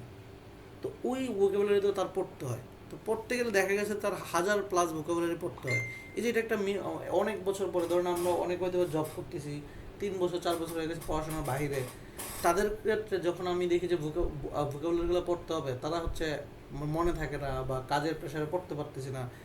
এই জন্য আসলে আমরা ভার্বালটাকে ইম্পসিবল ভাবে। বাট যদি আপনি কনসিস্টেন্সি ভাবে 4 মাস ফুললি দেন জাস্ট, এবং ফুললি এবং হোমওয়ার্কের মধ্যে ফুললি কমপ্লিট করেন, তাহলে গ্যারান্টি দিতে পারে আপনি ভালো স্কোর করবেন। এবং আমাদের চাকরি হোল্ডাররাও 320+ স্টুডেন্ট অনেক আছে। আমি আবার বললাম, এগুলো আমার মুখের কথা না, আপনি ইউটিউবে আমাদের এক্সপিরিয়েন্সের একটা প্লে লিস্ট আছে, সেখানে দেখতে পারবেন। আবার এই যে সেম জিনিস অনেকে বলে যে হাই সিজিপি হচ্ছে গ্যারান্টি স্কলারশিপ পা, ব্যাপারটা এরকম না। দেখেন ওভারঅল ইকুয়ালি ইম্পর্টেন্ট, অর্থাৎ আপনি একটা প্যাকেজ, আপনি দেখা গেছে যে সিজিপি কম বাট জিআরই বেশি, এটা অনেক বড় ভালো। আবার জিআরই সিজিপি অনেক বেশি, জিআরই অল্প কম, তাও ভালো। মানে মানে দুইটা ব্যালেন্স করতে হবে আপনাকে। আবার এলওয়ার নিছেন ধরেন, আপনি হচ্ছে আপনি তো জানেন না যে আপনি ভাবছেন যে এলওয়ার আমার নিজের বাইরের থেকে নিয়ে নিলাম, তার একটা ইমেল নিয়ে নিলাম, আমি তার সাথে কোনো অ্যাটাচমেন্টই নাই, সে হয়তো কোনো ভার্সিটি প্রফেসর, বাট আপনি নিচ্ছেন, এইরকম এলওয়ার কোনো ভ্যালু নাই, আপনার সাথে কানেক্টেড থাকতে হবে যে এরকম। আরেকটা জিনিস, আপনার এলওয়ারে ধরেন আপনাকে ভালো করে ফোকাস করে তুলে নাই, এলওয়ার শুধু, কিন্তু এলওয়ার মানে কিন্তু শুধু একটা ওই যে আমরা যেটা ভাবি একটা পিডিএফ আপলোড করে দেওয়া, এরকম না। কিন্তু ওইখানে কিছু কোশ্চেন রেজ থাকে, যেখানে এই যে এইভাবে যে অ্যাভারেজ, গুড, মিডিয়াম, 1 2 3 এরকম 5-এ মার্কিং করতে হয়, দেন লাস্টে পিডিএফটা আপলোড করতে হয়। এখন ওই মার্কিংটা ধরেন কমিউনিকেশনে কীরকম, পাংচুয়ালিটি কীরকম, এই কয়েকটা কোশ্চেন থাকে। এখন ওগুলোতে সে ঠিকঠাকভাবে টিচার দিছে কি না, সেটার ইনসিউরিটি আপনি কীভাবে দিবেন। তার মানে আপনি যার থেকে এলো আর নেবেন, সেজন্য আপনাকে ভালোভাবে চিনে। কথা কি বুঝাতে পারতেছি? সবাই কি বুঝতেছি? জি ভাই, বোঝা যাচ্ছে। সেকেন্ড কথা, রিসার্চ। জি ভাই, বোঝা যাচ্ছে। আপনি এসবি ধরেন, সাপোজ হচ্ছে অনেকেই আমরা যে মিথ্যা ধরেন আপনি পান না কেন, আপনি টিএ পান না কেন, দেখেন টিএ পাইতে গেলে আবার আইএলসে 7 লাগে, মানে রিডিং স্পিকিংয়ে 7 লাগে, কারণ 7 ছাড়া সে দিবেই না আপনাকে। আপনি স্পিকিংয়ের সাথে আনতেই পারেন না, আপনাকে টিএ কেন দিতে যাবে? সেকেন্ড কথা আরও আসে, বাদ দেন রিসার্চ। এখন ধরেন আপনি কম্পিউটার সায়েন্সে অ্যাপ্লাই করবেন, আপনি রিসার্চ গোলই ফিক্স না। ধরেন আপনার কয়েক রকমের পেপার করছেন, এখন হয়তো আপনি একটা ফ্রেন্ডের একটা পেপার করছেন, সেখানে একটা নাম দিয়ে দিয়েছেন, করে যে বিভিন্ন টাইপের হয়ে গেছে। আপনি সেই টাইপ থেকে একটা স্পেসিফিক টাইপ তো আপনার এসওপিতে তুলতে হবে, যে আমি এই টাইপের কাজ করতে চাই, এবং এই টাইপের 3জন প্রফেসরের নাম এসওপিতে তুলতে হবে। এবং ইউনিভার্সিটি যখন অ্যাপ্লাই করবো, সেখানে কিন্তু প্রফেসরের নাম লিখতে অনেক অনেক ইউনিভার্সিটি, যে কাদের সাথে আমি কাজ করতে চাই তাদের সাথে অ্যালাইন করে লিখতে হবে। অর্থাৎ আমাকে ফিক্সড একটা গোলে আগাইতে হবে। নট লাইক দ্যাট আপনি হচ্ছে মানে আলাদা আলাদা ছন্নছাড়া করলে হয়ে যাবে, তার না। ছন্নছাড়া করলে তো আপনি এজেন্সির কাছে যাইতেন, সে আপনার কোনো রকমের আইএলস দিতেন, আপনাকে কোনো একটা দেশে কোর্স বেসডে আপনি পাঠিয়ে দিতে পারেন। ইউএসএ তো সেম কোর্স বেসে আপনি যাবেনই, থিসিস বেসড, আপনার পুরো রিসার্চটাই আপনাকে করতে হবে। সো এই জন্য এটা। সো আপনি হচ্ছে অনেকে ভাবে আমি পড়াশোনা শুরু করব, আমি গ্র্যাজুয়েশনটা হই। সো পারফেক্ট টাইম হচ্ছে আপনি থার্ড ইয়ার থেকে শুরু করলে অনেকের সময় ডিপ্রেশন জায়গাটা শুরু হইতো না। আমি আবার বলি, জিআরই যারা শুরু করতেছেন তাদের লাইফে সব থেকে বড় জায়গাটা আসবে ডিপ্রেশনের। কারণ জিআরই এত সহজে ক্র্যাক করতে পারবেন না। আপনার প্রথম 1 মাস পরেই ডিপ্রেশন শুরু হবে। অর্থাৎ পুরো বাকি যে 3 মাস, দেখেন সর্বোচ্চ 4 মাস আমি বলছি, 1 মাস আপনি হয়তো বা আবেগে শুরু করলেন, বাকি 2 এবং 3 এই 2টা মাস হচ্ছে ডিপ্রেশনের পুরোটা। এখানেই ম্যাক্সিমাম স্টুডেন্ট ড্রপ করবে। আর 4 নম্বর মাস যে কভার করতে পারবে সে আসলে স্কোর আনবে। তার মানে এই 4টা মাস কনসিস্টেন্সি, আপনি যদি প্রথম দিন 2টা অক্ষর পড়েন, পরের দিনও 2টা করতে হবে। ঠিক এইভাবে 4টা মাস আপনাকে দিতে হবে। আর আমাদের সিস্টেমটা এরকম, আমাদের কোর্সটা, যে প্রত্যেকটা দিন হোমওয়ার্কের মাধ্যমে কোর্সটা কমপ্লিট করা হয়, যে হোমওয়ার্কটা রাখার চেষ্টা করা হয়, যেন হোমওয়ার্ক করে আসবেন, আমার সাথে করবেন। অর্থাৎ আপনার যেন বাসায় প্রেশারটা এরকম থাকে যে হোমওয়ার্কের প্রেশারটা এটা করলে যেন হয়ে যায়। আচ্ছা, দেন ব্যাচ 17 নিয়ে যদি একটু ডিটেলসে বলি, তার আগে আমি বলি, আচ্ছা এইটা ব্যাচের বলার আগে আমি এইটুকু কি ক্লিয়ার করতে পারছি যে এজ এ ফান্ডিংটা জিআরইটা কেন ইম্পর্টেন্ট? আর কোশ্চেন থাকলে জি সেটা ভাইয়া। বলতে পারেন। আচ্ছা ভাইয়া, মানে জিআরই এক্সাম থেকে অ্যাপ্লাই করার ডেটটা মানে গ্যাপটা কেমন থাকা উচিত? লাইক আমি যদি বলি কেউ যদি থার্ড ইয়ার এক্সামটা দিয়ে দেয়, তো সে অ্যাপ্লাই করতে করতে অলমোস্ট 1 টু জিআরইর টাইম তো 5 বছর। মানে এই ক্ষেত্রে কি মানে অ্যাপ্লাই সময় কোনো প্রফেসর ইফেক্ট পড়ে যে সে তো 2 বছর আগে না জিআরইটা না দিল? না না, 5 বছর আগ পর্যন্ত আপনার মেইন কথা হচ্ছে, আপনি ধরেন কখন অ্যাপ্লাই ডেট পড়ে, যখন আপনি হচ্ছে ভিসা অফিসার যাওয়া পর্যন্ত আপনার 5 বছর ডেট শেষ, এই সময় কথা বুঝছেন? আচ্ছা, দেড় 2 বছর তো কোনো প্রবলেম নেই, তাই তো? এটা কোনো প্রবলেমই না। অনেক ম্যাক্সিমাম মানুষের এখন আপনি যারা অ্যাপ্লাই করতেছে ফল 27-26-এ, তাদের ম্যাক্সিমাম 2-2.5 বছর হয়ে গেছে। আপনার কি মনে হয় সাথে সাথে ফান্ডিং পেয়ে গেছে? না, সে বুঝতে বুঝতে ধরেন আমরা যেরকম এখন ওপেনলি অনেক ডিসকাশন করি কীভাবে ফান্ড পাওয়া যায় বা এরকম এরকম, কিন্তু এজেন্সি খুব কম, মানে নাই, যেখানে আপনাকে ফুল ফান্ডিংয়ের জন্য এনকারেজ করবে যে কী করতে হবে কি না কি না। সবাই তো চায় এজেন্সির মাধ্যমে টাকা নিয়ে ইউনিভার্সিটি ঢুকানো। আমরা কিন্তু চেষ্টা করি ফুল ফান্ডিংয়ে কীভাবে আসলে একটা স্টুডেন্ট সেই গোলটা অ্যাচিভ করতে হবে। দ্যাটস ওয়াই আসলে এত ডিপলি তো আমরা বলে না কেউ, বাট আমি যেটা বলতেছি একদম হ্যাক্স, যে আপনি এই প্রসেসে একটা ফান্ডিং এনশিওর করতে পারবেন। আর এটার জন্য জিআরই থেকে বড় মানে প্রভাবক আর কিচ্ছু নাই। মানে ট্রাস্ট মি, আপনি জিআরই পাশাপাশি যদি আইএলসে যদি 7 এবং স্পিকিংয়ে 7 আনতে পারেন, আপনি আমাকে আপনার প্রোফাইলটা দিয়েন, আপনার সিবিএসবি সব ম্যানেজ করে আমরাই চিন্তা করতেছি কিছুদিন পরে আপনার প্রোফাইল অ্যানালাইসিস করে মেইলিং সিস্টেম চালু করো। যেহেতু আমাদের স্টুডেন্টরা ধরেন আমরা এই পর্যন্ত computer science, civil engineering, aeronautical engineering আর হচ্ছে কি বলে এগ্রিকালচার, এই 4 টাইপের বেশি মানুষ আমরা ইউএসএতে পাঠাইছি। তো তারা তো একটা নির্দিষ্ট রিসার্চ করছে প্রফেসরদের উপরে, তাদের নিজস্ব একটা প্রফেসর লিস্ট আছে, একটা ইউনিভার্সিটি লিস্ট আছে, সব তো আছে। সো আমরা চেষ্টা করবো যে সামনের বছর থেকে যেন এই সার্ভিসটা অ্যাড করতে পারি, যে তাদের জন্য আমরা মেলিংগুলো খুব গুছাই দিব, মেলিংটা করাবো, যেন একটা ফান্ডিং পর্যন্ত আনতে পারি। সো এই জিনিসগুলো আমি কি বললাম, যে এটা আমি জানি যে আপনি জাস্ট, তার মানে কি আপনি আমাকে একটা পারফেক্ট জিআরই স্কোর দিতে হবে, আইএলস স্কোর 7 এবং স্পিকিংয়ে 7 দিতে হবে। আর হচ্ছে জিআরই যাই স্কোর মানে সিজিপি যাই হোক না কেন, জাস্ট মিনিমাম রিকোয়ারমেন্টটা কভার করতে হবে। যদি কোনো একটা রিসার্চ পেপার থাকে, এইটুকু আমাকে দেন, আমি হচ্ছে একটা ফান্ডিংয়ের জন্য আপনাকে ইন্টারভিউ পর্যন্ত কলে নিয়ে যেতে পারবো। তো তাহলে এই জিনিসটা যে আমি রেডি করতেছি, এই সার্ভিসটা আমি চালু করতেছি, আমি যদি আপনাকে জাস্ট দেখাই, দেখেন আবার এইটুকু দেখেন, আপনি যদি এইখানেও দেখেন, এখানেও একজনের হচ্ছে কাজ করে দিয়েছে, এখানে যেমন জার্মানির কাজ করে দিয়েছে। তো আমরা এগুলো জানি যে মেইলিংয়ের জন্য কোন কোন জায়গায় মেইল করছে এবং কোথায় কোথায় থেকে তারা রেসপন্স পাইছে। দেখেন এখান থেকে মেইলিং করছে, রেসপন্স কোথাও কোথাও থেকে পাইছে, আমরা কিন্তু মেইলিংয়ের কাজও শুরু করছি যাতে রেসপন্স আসতেছে, যেখানে অল্প মেইলিংয়ে রেসপন্স আমরা পাইতেছি। এগুলো আমরা বলতেছি কি, এগুলো আমরা বলতেছি আমাদের প্রসেস, আমরা এগুলো ট্রাই করতেছি যে স্টুডেন্টদের জন্য। এবং সেম আমরা যদি কানাডা নিয়ে, আমি এত ডিটেল বলতে পারতেছি কেন, আমরা কানাডা নিয়ে রিসেন্ট এই যে এমএস এর জন্য তারা হচ্ছে ওই কয়েকজন এই যে অ্যাডমিশন নিয়ে আমরা ট্রাই করছি যে তাদের কত কি নেওয়া যায়। তাহলে আপনি এটা বলেন, এইটা এই প্রসেসটা কেন ট্রাই করছি, যে মানে জানার জন্য যে আসলে একটা ফান্ডিংটা কীভাবে হয়। তো দিন শেষে আমরা দেখছি জিআরই ছাড়া ফান্ডিংটা ইম্পসিবল হতে পারে না। এখন জিআরই আমার এখানে করে যে আনতে হবে তা না, আপনি যেখানে যান একটা জিআরই স্কুল এনে এই জিনিসগুলো যেগুলো চাইছে এগুলো আনে আমাকে দেন, বাকি প্রসেস আমি আপনাকে বলতেছি কী কী গাইডলাইনে যাবে। আমরা এখনও ফুল পুরো দমে সার্ভিসে চালু করি নাই, আমরা জাস্ট এইটা নিয়ে অ্যানালাইসিস করতেছি যে আমরা মেইল করলে কত পার্সেন্ট তাড়াতাড়ি রিপ্লাইটা আসে। যেমন আমরা সারাদিনই মেইল, সারা রাতই মেইলের অভিজ্ঞতা আছে, সেইখান থেকে আমরা সব থেকে বেশি মেইলের রেসপন্স পেয়েছি টিচারদের থেকে এই যে রাত, এই যে 8টা থেকে 10টার ভিতরে। সো আমরা এখন একদম প্র্যাকটিক্যালি বলতে পারি এই সময় আপনি মেইল দিতে হবে। জিনিসটা কি বুঝছি? তার মানে স্কোরটার জন্য জিআরই খুব বেশি দরকার, এবং এই স্কোরটা থাকলে আপনি আসলে ফান্ডিংয়ের জন্য লড়তে পারবেন, আদারওয়াইজ আপনি সেন্ট্রাল অ্যাপ্লাই তো করতে পারতেছেন। বুঝছি? জি ভাইয়া, একটা জি ভাই। কথা আমার জি ভাইয়া। So, আচ্ছা এবার আসি হচ্ছে আমরা যারা একটা ভর্তি কথা হয়েছি। ভাই আপনার কথা বোঝা যাচ্ছে না। ভাই, আমি একটা কথা বলতে চাচ্ছি জি। এর মাঝে আর কি। আমাদের মানে ইউনিভার্সিটির কিছু টিচার আছে যে ওনাদের জিআরই এবং আইএলস এগুলো কিন্তু কিছুই নাই, অথচ ওনারা কিন্তু রিসার্চ ফিল্ডে অনেক অনেক পারদর্শী আর কি, কিউএস র্যাঙ্কের মধ্যে ভালো। তো টপ রিসার্চারের মধ্যেও ওনারা ছিল আর কি। তো ওনারা ফুল ফান্ডে স্কলারশিপ পাইছে, তারপর অস্ট্রেলিয়ার মতো আচ্ছা মেলবোর্নের আচ্ছা, মতো এখন জায়গাতে। এই যে আপনার যে কোশ্চেনগুলো অনেক ভালো, কোশ্চেনগুলো ভালো। এখন আমি যদি আপনাকে দেখাই, সাপোজ হচ্ছে একটা জিনিস আপনাকে দেখাচ্ছি তাহলে বুঝবেন।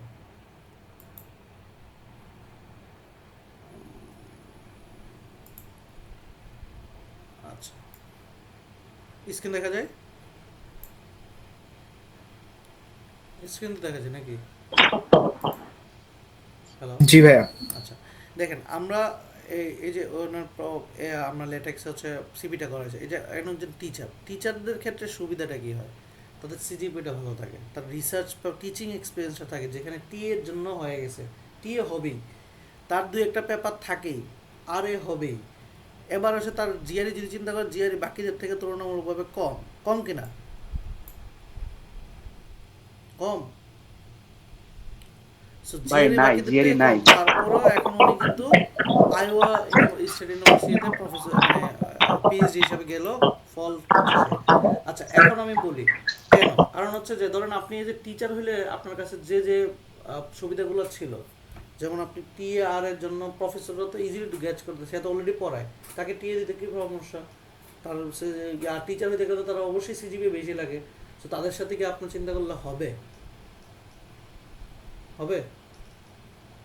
সে যদি বেসিক রিকোয়ারমেন্ট কমপ্লিট করছে জিআরই, তার সাথে কি আপনার হবে? ওদের সাথে কি আমি কম্পিট করব, নাকি আমার সাথে যারা আমার প্রোফাইল দিয়ে যেন যাইতে পারি সেটা কম্পিট করব, কোনটা? জি ভাই, আমাদের নিজেদের প্রোফাইলে লাগবে। হ্যাঁ, আমি কিন্তু একদম লাইভ এক্সাম্পল দেখাইছি, রাইট? জি ভাই, আপনার কথাগুলো অনেক যুক্তিসম্পন্ন এবং ভালো। এবং আপনি এই যে আপনি যদি, আমি কেন বলছি ধরেন,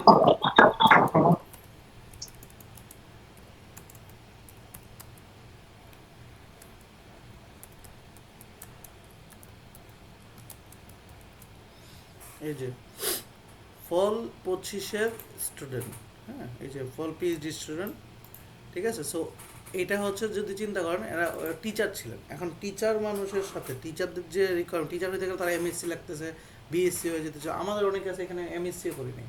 সো তাদের সাথে চিন্তা করলে তো হবে না। সো আমি আপনার এক্সাম্পল দিয়েছি এটা যে আপনার প্রোফাইল অনুযায়ী আদৌ কি আপনি তো তাদের সাথে কম্পিট করবেন, আপনি কি আদৌ তাদের সাথে কম্পিট করার মতো আপনার নাই একটা টিচিং এক্সপিরিয়েন্স 2 বছরের 3 বছরের, আবার অনেক সময় রিসার্চ এক্সপিরিয়েন্স অনেক সময় থাকে না, আবার ধরেন হচ্ছে টি এর জন্য তো আবার পেলাম, আবার দেখা গেল যে কিছুই নাই, আবার আমি জিআরইও দিলাম না ভালোভাবে, তাহলে তাদের কাছে জিআরই কম আছে, তাও কিন্তু হয়ে গেছে ভালো ইউনিভার্সিটি, টপ ক্লাস ইউনিভার্সিটি হয়ে গেছে, আর আপনি এই জন্য কি তার সাথে কম্পিট করতে গেলে বাকি কিছু নাই, সিজিপিএটা তার থেকে একটু কম, তো আমি জিআরই দিয়ে সেটা আরও মানে আমাকে বুঝাতে হবে না যে আমার কাছে বাকি সব নাই, বাট আমি গ্র্যাজুয়েশনের পরে আমি জিআরইটা ফাটাইয়ে পড়ছি। এইটুকু কি অ্যাডমিশন কমিটিকে বোঝাতে হবে না? অবশ্যই ভাইয়া। সো এইটা চিন্তা করেন ভাই, কার কি হয়েছে কার হয়েছে না, আল্লাহ কাকে কীভাবে রাখছে জানি না, বা জিনিসটা হচ্ছে যে আপনার সর্বোচ্চ চেষ্টা করা দরকার সেটা করবেন, এবং চেষ্টার প্রথম যেটা ফান্ডিংয়ের জন্য আমি বারবার একটা কথাই বলছি ভাই, ফ্রিতে পড়তে গেলে জিআরই দিবেন, আদারওয়াইজ ভাই এখানে সময় নষ্ট করার কোনো দরকার নেই, চোখ বন্ধ করা। আচ্ছা, তো জিনিসটা কী হলো আমাদের, তাহলে হচ্ছে এত মানে অনেক বেশি বড়াই করে কথা বলতেছি না, জিনিসটা এরকম যে আমরা দেখছি অনেক দিন ধরে আমরা পড়াশোনাটা এইভাবেই গুছাইতেছি আপ টু ডেট। আমরা গত ওরিয়েন্টেশন ক্লাসেও কিন্তু কানাডা নিয়ে এত কিছু বলি নাই। গত ওরিয়েন্টেশন যদি কেউ এখানে থাকেন তারা বলতে পারবে কানাডা নিয়ে আমরা এত কিছু বলি নাই, বিকজ কানাডা নিয়ে আমি ততদিন হচ্ছে ঘাটাঘাটি করা হয় নাই। সো আমাদের এই কয়দিনের মধ্যে কানাডাতে দুইজনের হচ্ছে আলবার্টা থেকে ইন্টারভিউ আসছে, দুইজনকে আমরা হচ্ছে কানাডাতে প্রসেস করাইতে পারছি। দ্যাটস ওয়াই আমাদের কাছে ফিল হয়েছে যে জিআরির সাথে কানাডা খুব রিলেটেড, ইউএসের সাথে কানাডা খুব সময় মতো রিলেটেড। ইউএসের যে ডেডলাইনটা কানাডার ঠিক সেম ডেডলাইনে যায়। আমি ইউএসের যেমন ডেডলাইন আমি যদি আপনাকে দেখাই, দেখেন কানাডার ডেডলাইনের সেম মোটামুটি, যে আপনার যদি শেষ করেন জানুয়ারি 15তে শেষ, ডিসেম্বরে অগস্টে যে ফেব্রুয়ারিতে শেষ, ইউএসের মধ্যে কানাডার ডেডলাইনটাও মোটামুটি সেম, এবং ইউএসের মধ্যে ফান্ডিংটাও মোটামুটি সেম, অ্যাপ্লিকেশনটা মোটামুটি সেম। তবে এখানে ডিফারেন্ট হচ্ছে আপনি কানাডাতে সরাসরি বিএসসি থেকে যেতে পারবেন না, মানে আপনাকে পিএইচডি করতে পারবেন না, অর্থাৎ এখানে এমএসসি করতে হবে। আর ইউএসএতে আপনি চাইলে সরাসরি বিএসসি থেকে পিএইচডি করতে পারবেন। কথা কি বুঝছি ভাইয়া? এক্সট্রা কথা যতগুলো বলছি। জি ভাইয়া, বুঝতে পারছি। ওকে, সেম জিনিস গোজ টু আপনার অস্ট্রেলিয়াতে আপনি সরাসরি যেতে পারবেন না, আপনাকে প্রসেস করে যেতে হবে। ওকে, এবার আসে আমাদের ব্যাচ 17 সম্পর্কে। ব্যাচ 16 আমাদের শনি সম্পদ চলতেছে, ব্যাচ 17 হচ্ছে রবি মঙ্গল বৃহস্পতিবার রাত 10টায়। এটা হচ্ছে 2.5 মাসের একটা লাইভ ক্লাস, 4টা ফ্রি মক পাবেন যেগুলো পেইড মক। এই যে এখানে আপনার ওয়েবসাইটে দেখতেছেন পেইড মক 4টা ফ্রি আপনি পাবেন, বাট এই আর হচ্ছে বাকিগুলো আপনাকে আলাদাভাবে পারচেস করতে, আলাদা ব্যাচ আছে আমাদের, এটা পড়ি হোমওয়ার্ক বেস পড়াশোনা, অর্থাৎ আপনাকে হোমওয়ার্ক আমি আগের রাতে দিতে হয় ক্লাসের পরপর, সেটা আপনাকে পড়াশোনা করতে হয়, এবং সেই পড়াশোনার উপরে আমরা পরবর্তীতে ক্লাসটা নিই। যেমন আমি যদি একটু দেখাই, তো এই যে হচ্ছে 16 নম্বর ব্যাচ, 16 নম্বর ব্যাচের কী হতো নর্মাল জিনিস, এই যে 2 তারিখে হচ্ছে ওরিয়েন্টেশন ক্লাসটা হয়েছে, সেম আপনাদের যে ওরিয়েন্টেশন ক্লাসটা আজকে হয়েছে, এই ডক ফাইলটা যেটা 17-এর ডক ফাইল আমি যদি দেখাই, যে এটা আমি আজকে যারা অ্যাডমিশন হয়েছেন আমাদের তাদের আমি এটা শেয়ার করে দিব। সো এটা থাকবে এখানে, আপনার সব ধরনের রিসোর্স এখানে আছে, অর্থাৎ ব্যাচের সিলেবাস কি রিসোর্সগুলো গোছানো আছে সব এখানে আছে। অর্থাৎ আপনি নর্মাল জিনিস যেটা হচ্ছে যে অন্য জায়গায় পড়তে গেলে, ধরুন অন্য জায়গায় একটা কোর্সই রান করে দিবে, কেএমএফ ভার্বাল কোর্স, কেএমএফ কোয়ান কোর্স, এগুলো সব কিছুর সলিউশন রেকর্ড সহ প্রত্যেকটা জিনিস এখানে গুছানো আছে, এগুলো সব প্রথম ক্লাসে আপনি পেয়ে যাচ্ছেন। আপনি এত কিছু দেখার দরকার নেই। আমাদের নর্মাল ক্লাসে যেমন দেখেন আজকের ক্লাসের রেকর্ডিংটা এখানে পাবেন, নেক্সট হোমওয়ার্ক হিসাবে যেমন এটা যে ডে 2 হিসাবে এই যে এই হোমওয়ার্কটা আপনার থাকবে, যে যেমন আপনাকে কাজ থাকবে যে এক্সাম কোশ্চেন প্যাটার্ন অ্যানালাইসিস। এখন ধরেন এইটা হচ্ছে নেক্সট ক্লাসে যখন হবে আপনার কাজ হবে যে এই যে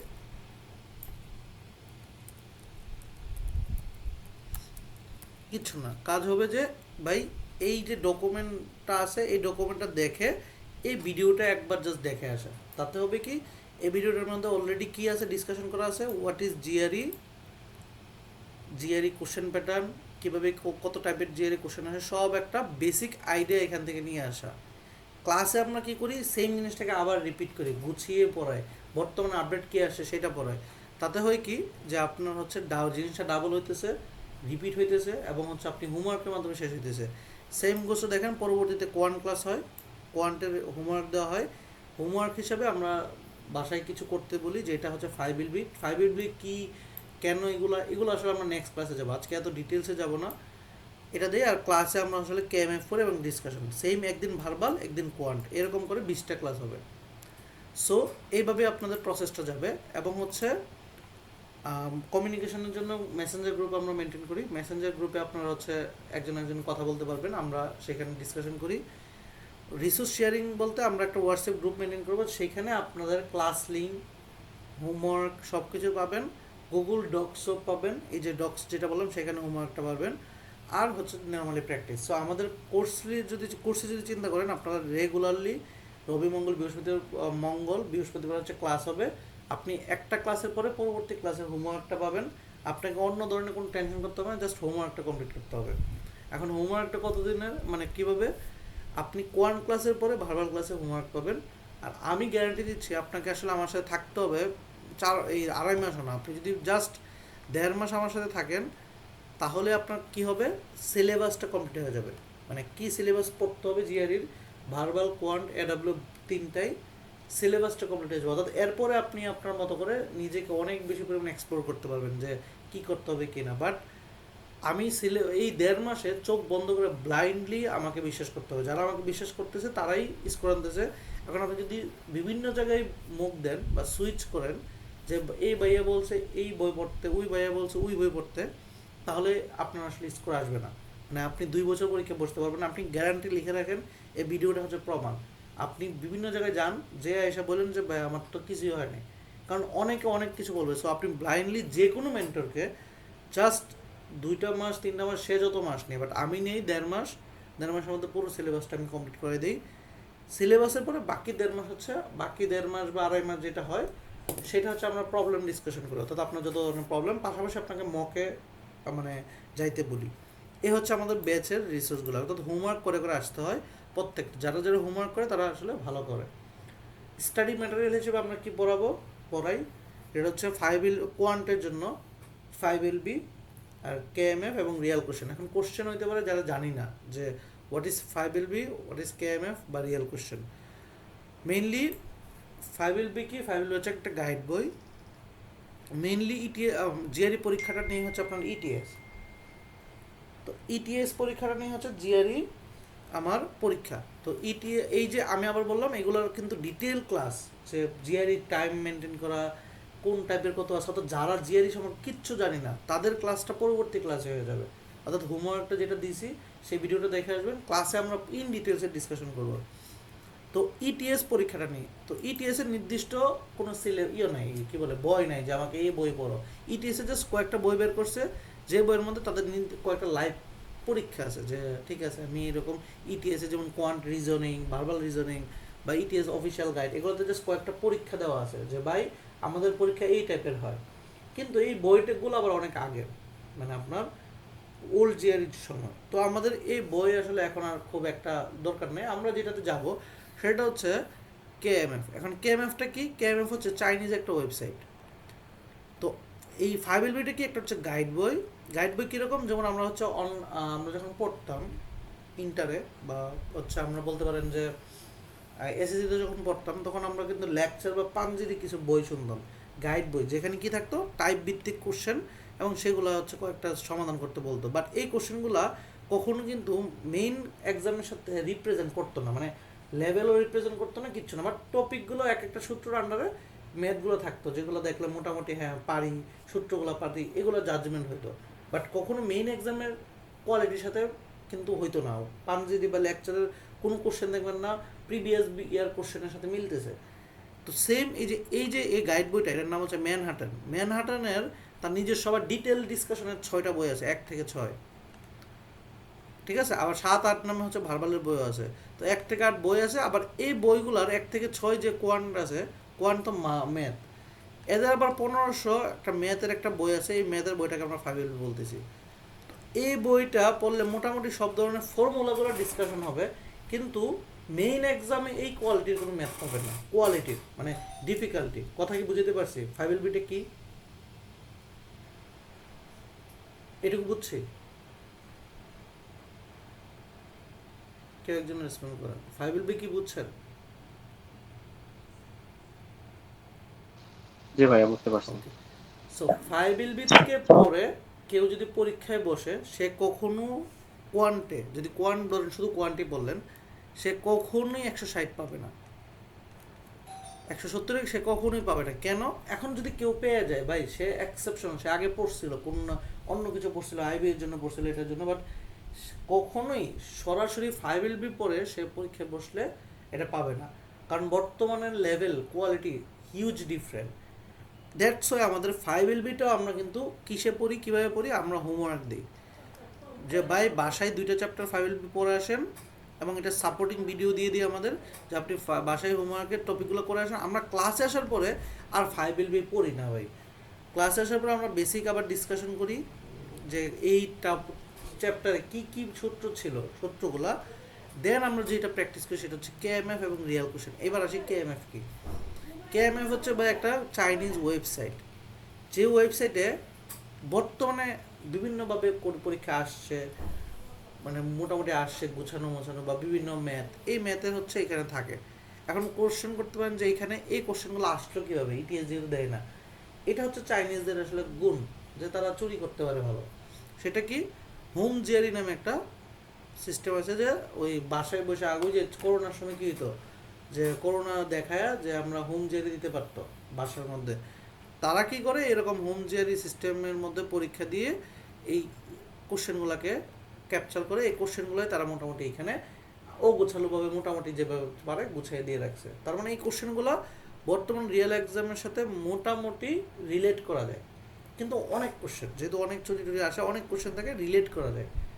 যে তার মানে আমরা 5LB থেকে ক্লাসে আমরা ফোকাস করি এই কোশ্চেনটার উপরে, যে এটা যদি মোটামুটি ডিফিকাল্ট লেভেলটা বুঝি, তাহলে আমি অন্তত পক্ষে মেইন এক্সামে মোটামুটি ডিফিকাল্ট লেভেলটা বুঝতে পারবো। কথা কি বুঝছি? কেএমএফটা কি?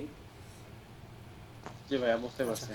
এরপরে আসি কেএমএফ এর পরে মক, যে বলে আমরা মক রিয়াল কোশ্চেন কেন বলতেছি, দেখেন কেএমএফ প্র্যাকটিস করতেছি কিন্তু কেএমএফ অর্গানাইজড না। মানে ধরেন কেএমএফে ধরেন 20টা ম্যাথ আছে, 20টা ম্যাথে দেখবেন সবগুলো ইজি অথবা সবগুলো হার্ড, এভাবে গুছানো আর কি। কিন্তু রিয়েল কোশ্চেন হচ্ছে সেম, এই যে একটা মাধ্যম থেকে আমাদের পারচেস করা কোশ্চেন, যেগুলা সেম রিয়েল কোশ্চেন, মানে হোম জিয়ারি, মানে কেউ একজন পরীক্ষার্থী বসছে, সে কোশ্চেনগুলো সামনে সামনে পাইতেছিল, সে এই যে 1 নম্বর পরে 2 নম্বর যেমনি যেমনি পাইতেছিল, ঠিক সেইভাবে তারা ক্যাপচার করছে এবং কোশ্চেনগুলো আমরা তাদের থেকে পারচেস করছি। তার মানে আপনি এজ এ স্টুডেন্ট মেইন এক্সামে যাওয়ার পরে যেই রকম কোশ্চেনগুলো পাবেন, ঠিক সেম জিনিস, সেম ইন্টারফেসে কোশ্চেনগুলো আমি পাইতেছি এখানে, এবং এই কোশ্চেনগুলোকে আমরা পাইছি পিডিএফ ভার্সনে, সেটাকে আমরা ওয়েবসাইটে নিয়ে নিয়েছি। তার মানে কি, আপনি যখন এখানে যারা যারা পরীক্ষা দিচ্ছে তাদের মোটামুটি সবারই 320+ স্কোর। আমরা এটা ইনশিওর করে চেষ্টা করছি জানতে, কারণ পরবর্তী ডিফিকাল্ট, মানে সেকশন 2 ডিফিকাল্ট বেশি। দ্যাটস এটা আমরা একটু পরে বলতেছি কেন আমরা বুঝতেছি যে এটা ডিফিকাল্ট, মানে 320+ স্টুডেন্টের। এবং এই কোশ্চেনগুলো যেহেতু একদম জিআরিতে আসছে, এবং এগুলো যদি আমি এখন ফাইনালি প্র্যাকটিস করি, তাতে হবে কি, আমি একজ্যাক্ট জিআরির কোশ্চেন দিয়ে পরীক্ষা টেস্ট করা, এবং যেহেতু আমাদের ইন্টারফেসটা একদম জিআরির মতো রাখা, সো আমি পরীক্ষাটা একদম জিআরি ইন্টারফেসে পরীক্ষা দেওয়া, যেটা আমি পরীক্ষা হলে ভয় পাবো না মক দিতে। সো এই কোশ্চেনগুলো আমরা মক দিব, পাশাপাশি এই কোশ্চেন থেকে কিছু কোশ্চেনকে আমরা কালেক্ট করে ক্লাসের মধ্যে আমরা পড়াই। তার মানে ক্লাসের মধ্যে কী পড়াই, কেএমএফ এবং রিয়েল কোশ্চেন, আর হোমওয়ার্ক হিসেবে 5LB কোয়ান্টের ক্ষেত্রে। বারবালের ক্ষেত্রে সেম, ক্লাসের মধ্যে হোমওয়ার্ক হিসেবে থাকে কেএমএফ, ক্লাসের মধ্যে কেএমএফ এবং রিয়েল কোশ্চেনের মিক্সচার হিসেবে আমরা পড়াই। সো আমাদের যেটা কাজ থাকে সেটা হচ্ছে একদম রিয়েল কোশ্চেন বেসড পড়াশোনা করা, যেন হচ্ছে এটা। এখন আমার মজার ব্যাপার হচ্ছে আমাদের কাছে টোটাল 90টা এরকম গুছানো রিয়েল কোশ্চেন আছে, যে কোশ্চেন থেকে পরীক্ষা হলে কমন আসে, এবং এই কোশ্চেনগুলো এনাফ প্রিপারেশনের জন্য। এখন যদি আপনি আমাকে বলেন যে ভাই আমি একা একা পড়বো, আমি আসলে কী পড়া উচিত, আমার সাজেশন হচ্ছে আপনি যদি প্রথম দিনই দেখেন কেএমএফ এর কোশ্চেন আপনি বুঝেন পারেন, তাহলে 5LBও দরকার নেই, যেহেতু 5LB ইটিএসকে রিপ্রেজেন্ট করে না। যদি কেএমএফ এর কোশ্চেন না বুঝেন, তাহলে সর্বোচ্চ একবার 5LB করতে পারেন, তারপরে কেএমএফ শুরু করতে পারেন।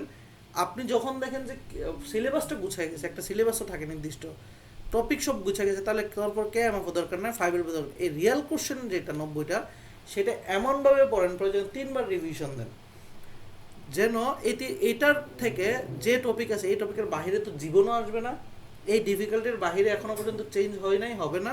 সেকেন্ড কথা, আমাদের এক্সপিরিয়েন্স থেকে যে আপুদের কথা মতো যারা পরীক্ষা দিছে, আপনারা যদি দেখেন, আমরা হচ্ছে যারা পরীক্ষা দিচ্ছে তাদের ভাষ্য মতো যদি আমি চিন্তা করি, সেখানে দেখা যাবে যে আপনি একটু যদি আসে, সেখানে দেখা যাবে আপনি হচ্ছে এমনও আছে যে 20টার মতো কোশ্চেন হুবহু কমন পার্ট রেকর্ডও আছে। এটা জাস্ট আমাদের ভাষ্য না, কিচ্ছু না, আমার স্টুডেন্টদের ভাষ্য মতে। কথা কি বুঝছি?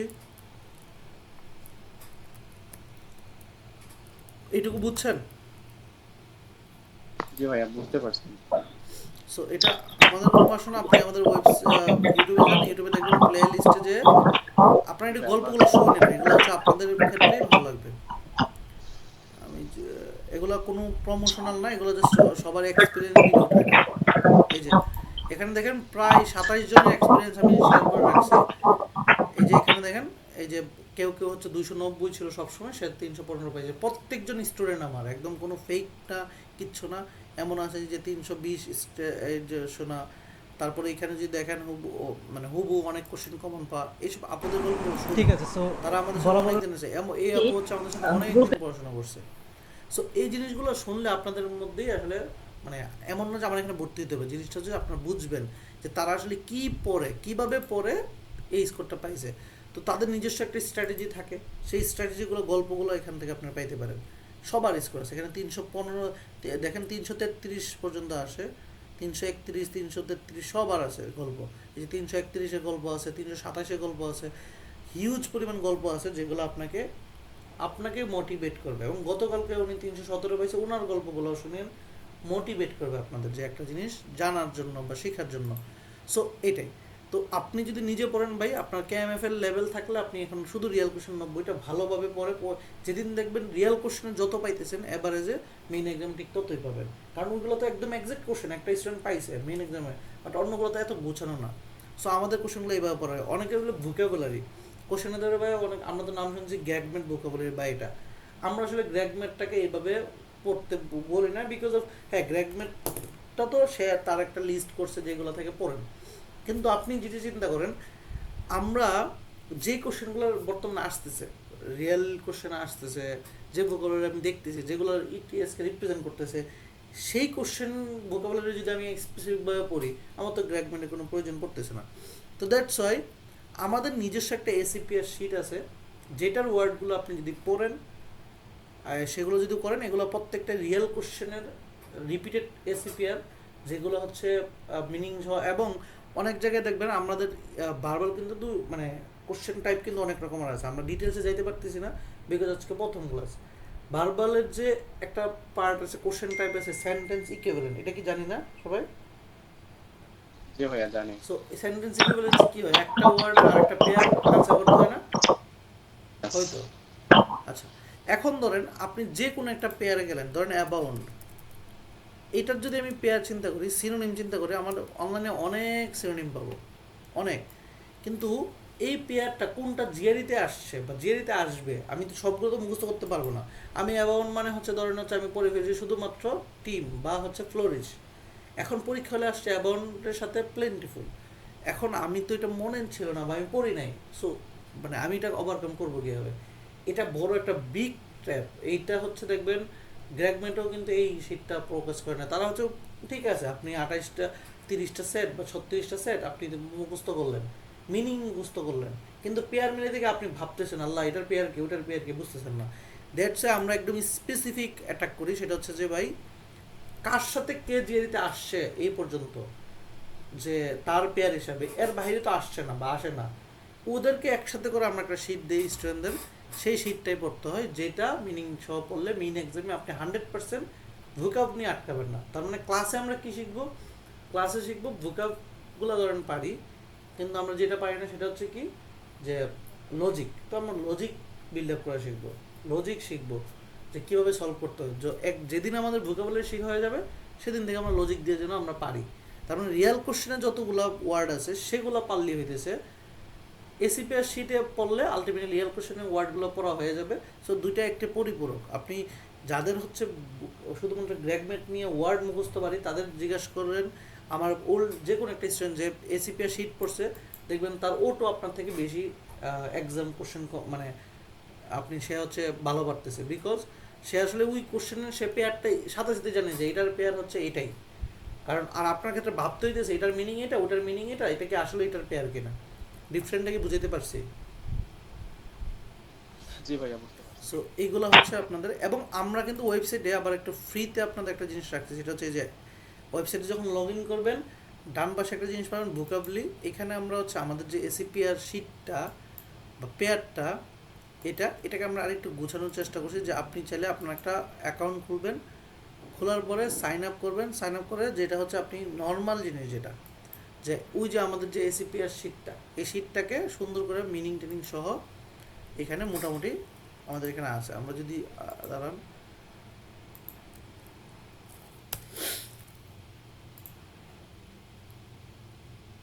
যে দেখেন যে আপনারা চাইলে এখানে লার্নিংও করতে পারবেন। এটা এই যে এই শিটগুলো, যে এই যে দেখেন একটা পেয়ার, এই যে মিটিগেট হচ্ছে ওয়ার্ডটা, এটার সাথে এই 4টা ওয়ার্ডই আজ অব্দি জিআরিতে আসছে এবং এর বাইরে আসবে না, আসেও নাই, তো আসবেও না, আমি গ্যারান্টি দিচ্ছি। এর বাংলা মিনিং আছে, ইংলিশ মিনিংটা আছে। ইমেজটা আমরা চেঞ্জ করি না, চেঞ্জ করে ফেলবো।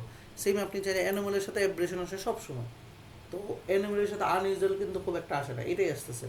সো এই জিনিসগুলো আপনাকে, এটার একটা নির্দিষ্ট শিট আমি স্টুডেন্টদের প্রোভাইড করছি, যে শিটটা থেকে ওয়েবসাইটটা আমরা বানাইছি। এই যে শিটটা, এই শিটটা হচ্ছে চোখ বন্ধ করে মুখস্থ করতে হয়। সো আমি স্টুডেন্টদের আমি এটা সাজেস্ট করি যে ভাই আপনার গ্র্যাগমেট বাদ আসলে না, আপনি এখন যদি আমি এই ওয়ার্ডগুলো বানাই, আমি যদি বলি যে আমার ভোকাবুলারি, এই কী তো কথা, সেও সেম তার সময়কালে সে যে ওয়ার্ডগুলো কেএমএ বা তার কাছে মনে হতো যে বেশি বেশি আসতেছে, সেইটা হচ্ছে সে একটা 900টা ওয়ার্ড একসাথে এক্সেল শিট করে সবার কাছে দিচ্ছে। আর আমরাও যারা চোখ বন্ধ করে, আমরা তো অ্যানালাইসিস করি না, চোখ বন্ধ করে গ্র্যাগমেট ওয়ার্ড মুখস্থ করা শুরু করি। তো আমরা তো এইটুকু একটু স্মার্টলি পড়তে হবে না? ধরেন এই যে মিটিগেট তো অনেক বাংলা মিনিং আছে, বাংলা মিনিং আছে, অনেক তো ইংলিশ সিনোনিম আছে, তো আমি পড়বো কি? দেখেন মিটিগেটের সাথে এই 4টা ওয়ার্ডই সারা সময় আসছে, সব সময় আমরা একদম জিআরই যা বারবারে অ্যানালাইসিস করি, কিন্তু এগুলো কিন্তু পারচেস করা পেইড রিসোর্স। তো এটার সাথে এটা আসছে, সো এর সাথে শুধু এই পেয়ারটা পড়বো, সাথে বাংলা মিনিংটা পড়বো। এখন এই যে এইভাবে আমরা এইভাবে পারচেস করছি, এটাকে আমরা এইভাবে ওয়েবসাইটে করে দিচ্ছি। দেখেন বাংলা মিনিংও আছে, এটা কীভাবে ব্যবহার হয়েছে এটা। সো আপনি জাস্ট পড়বেন বাসায়, চাইলে নিজে প্র্যাকটিসও করতে পারবেন। এগুলো জাস্ট ওয়েবসাইটে দেখেন, আপনি জাস্ট আমাদের ওয়েবসাইটে যাবেন, যে সুন্দর করে হচ্ছে এই যে ভোকাবুলারি লেখা আছে, এখান থেকে প্র্যাকটিস করবেন। এটা সবার জন্য আমি মোটামুটি রাখছি, যে কেউ পড়াশোনা করতে পারে। আর পিডিএফটা আমরা আমাদের পেইড স্টুডেন্টে দিচ্ছি। কথা কি বুঝছি? মানে এজ এ ভোকাবুলারি হিসেবে কি পড়তে পারি সেটা ক্লিয়ার? জি ভাইয়া, বুঝতে পারছি। আচ্ছা, তাহলে আমরা যদি আসি ওভারঅল যদি চিন্তা করি, তাহলে আমরা এইটুকু বুঝছি যে আমাদের এটা। সো আমাদের, হ্যাঁ আরেকটা জিনিস, আমাদের ক্লাস তাহলে কি আজকে থেকে শুরু হয়েছে ওরিয়েন্টেশন ক্লাস। নেক্সট আমাদের ক্লাস যেটা, সেটা হচ্ছে যে আমাদের এই যে দেখেন নেক্সট হচ্ছে আমাদের ক্লাস হতেছে আমাদের বৃহস্পতিবারে 12 তারিখ। যারা অ্যাডমিট হয়েছেন আমি তাদের হচ্ছে গ্রুপে একসাথে অ্যাড করে দিব, মানে মেসেঞ্জার গ্রুপ এবং হোয়াটসঅ্যাপ গ্রুপে অ্যাড করে দিব আজকে না কালকে। যেখানে আপনার হোমওয়ার্কটা চলে যাবে, ওই যে ভিডিওটা যেটা দিয়েছি সেটা একটু কষ্ট করে দেখবেন। আমরা ওই দিন ডিটেলস জিআরই কী এবং জিআরই হচ্ছে কত ধরনের কোশ্চেন টাইপ আসে আমি অলরেডি আপনাদের দেখাইলাম, যে একদম ইন ডিটেলসে আমরা ডিসকাশন করব। লাইক দেখেন এই যে ইন ডিটেলসে ডিসকাশন করবো যে জিআরইর প্রত্যেকটা পয়েন্ট, যে এডাব্লিউ থেকে কোথায় আসে, কোয়ান্টিটিভে মার্কিং কীরকম কী, একদম স্পেসিফিক প্রত্যেকটা সিলেবাস নিয়ে আমরা এখানে ডিসকাশন করবো। সো আপনার কাজ হবে এই ডিসকাশনের আগে জাস্ট এই ভিডিওটা হোমওয়ার্ক হিসেবে দেখে আসা, দেখে খাতায় নোট করে আসা। কথা কি বুঝছি? অ্যাডমিশন যারা নিয়েছে বুঝছেন? একজন যদি কনফার্ম করেন। হ্যালো, শুনতে পাচ্ছি? জি ভাই, বুঝতে পারছি। জি ভাই। সো আপনারা যারা প্রথম কাজ জাস্ট এই সাপোর্টিং ভিডিওটা দেখা, জাস্ট দেখা, আর কিচ্ছু না। প্রথম দিনের প্রেশার হচ্ছে দেখা, কেন দেখা এটা দেখলে মোটামুটি জানা যাবেন। নেক্সট দিন আমরা আবার ক্লাস নেব। সো আপনার রিসোর্সটা দেখেন কেমনে আসবে। এখানের প্রথমটা হচ্ছে আজকের ক্লাস থাকবে, যেখানে মেইন ক্লাস লেখা থাকবে, এই ক্লাসের পরে এখানে একটা মেইন ক্লাস ওয়ার্ড থাকবে। এই মেইন ক্লাস হচ্ছে আপনার, সাপোর্টিং ক্লাস হচ্ছে আপনি বাসায় দেখে আসবেন। এটা তার মানে আপনি জাস্ট নর্মালি লাইভ ক্লাস 20টা করলেও রেকর্ডিং মিলে কিন্তু 50-60টা ক্লাস করা হয়ে যাবে। দেখেন আপনি জাস্ট অন্য ব্যাচের দিকে তাকান, এই দেখেন এই যে মেইন ক্লাস জাস্ট এইটা, বাট রেকর্ডিং এটা দেখতে হয়েছে। মেইন ক্লাস জাস্ট এইটা দেখেন, রেকর্ডিং এই 3টা ভিডিও দেখে আসতে হয়েছে। তার মানে আপনি হোমওয়ার্ক ছাড়া যদি আমার সাথে কন্টিনিউ করেন, আপনি 1 মাসও কন্টিনিউ করতে পারবেন, আপনি হতাশ হয়ে যাবেন। কারণ দেখেন প্রচুর হোমওয়ার্কের মাধ্যমে যায়, যে আপনি ভাই এটা দেখবেন। আর এটা কেন দেখতে হয় আমি আবার বলছি, এটা 5LBটা হোমওয়ার্ক হিসেবে দিই বাসায়। কারণ আমি 5LBটা যেহেতু রিয়েল কোশ্চেনকে রিপ্রেজেন্ট করতেছে না, আমি 5LB নিয়ে কেন এত বেশি পেইন খাবো? আমি আসলে যেটা নিয়ে বেশি পেইন খাবো, যেটা নিয়ে আমার বেশি দরকার, সেটা হচ্ছে ভাই কেএমএফ। এই বললাম কেএমএফ রিয়েল কোশ্চেন, মোটামুটি রিয়েল কোশ্চেন আমরা ক্লাসে সেগুলো পড়াই। কথা কি বুঝছি? So I think clear. So এইটুকু হচ্ছে গিয়ে, তাহলে আমরা হচ্ছে নেক্সট আমরা হচ্ছে 12 তারিখ পড়বো, তারপরে আমরা গ্যাপ দিব, মানে অল্প ঈদের আগে জাস্ট আমরা আর দুইটা ক্লাস করবো, 12 তারিখ এবং হচ্ছে হয়তো বা 15 তারিখ অথবা এটা, বাট ঈদের পর থেকে আমরা আসলে পুরো দমে শুরু করবো। বাট রিসোর্সগুলো আমরা 12 তারিখ এবং 15 তারিখের মধ্যে গুছাই দিব এমনভাবে যেন আপনারা এর মাঝে হচ্ছে নিজেকে প্রিপেয়ার করতে পারেন যে আপনারা পারফেক্টভাবে জিআইটা শুরু করতে পারেন। কথা কি বুঝছি? ক্লিয়ার? জি সো ভাই। আপনাকে আমাকে এইটুকু এনশিওর করতে হবে ভাই, দুনিয়া উল্টায় যাক, আগামী 1.5 মাস চোখ বন্ধ করে আমাকে বিশ্বাস করতে হবে। আরেকটা জিনিস করতে হবে, সেটা হচ্ছে যে হোমওয়ার্কটা ঠিকঠাক করতে হবে। এখন এখানে আবার ফ্লেক্সিবিলিটি আছে, সেটা কি, কোনো সময় আমি যেহেতু মেসেঞ্জার গ্রুপ ওপেন রাখবো, কোনো সময় যদি দেখেন যে আপনার ক্লাসটা আজকের জায়গায় ক্লাসের হোমওয়ার্কটা কমপ্লিট হয়নি, আপনার আরেকদিন সময় লাগবে, আপনি অবশ্যই আমার থেকে সময় নিয়ে আরেকদিন সময় নিয়ে ওই ক্লাসটা মানে হোমওয়ার্কটা করে আসবেন। বিকজ দেখেন, আপনি নিজে বাসায় পড়লে জীবনও এতে মত করবেন না, আমি গ্যারান্টি দিচ্ছি। আমি ক্লাসে কিন্তু কোশ্চেনগুলো করব, আর আপনি হোমওয়ার্কের মাধ্যমে প্রায় কেএমএফ এর 600-700 ম্যাথ করে ফেলবেন বাসাতে। দেখেন আমি এখানে যদি দেখেন, এখানে প্রায় দেখেন 70টা ম্যাথ হোমওয়ার্কের মাধ্যমে করে আসতেছেন। হোমওয়ার্কে ক্লাসেরটা তো আলাদা, হোমওয়ার্কে 70টা ম্যাথ করে আসতেছেন কিসের, একদম কেএমএফ এর কোশ্চেন।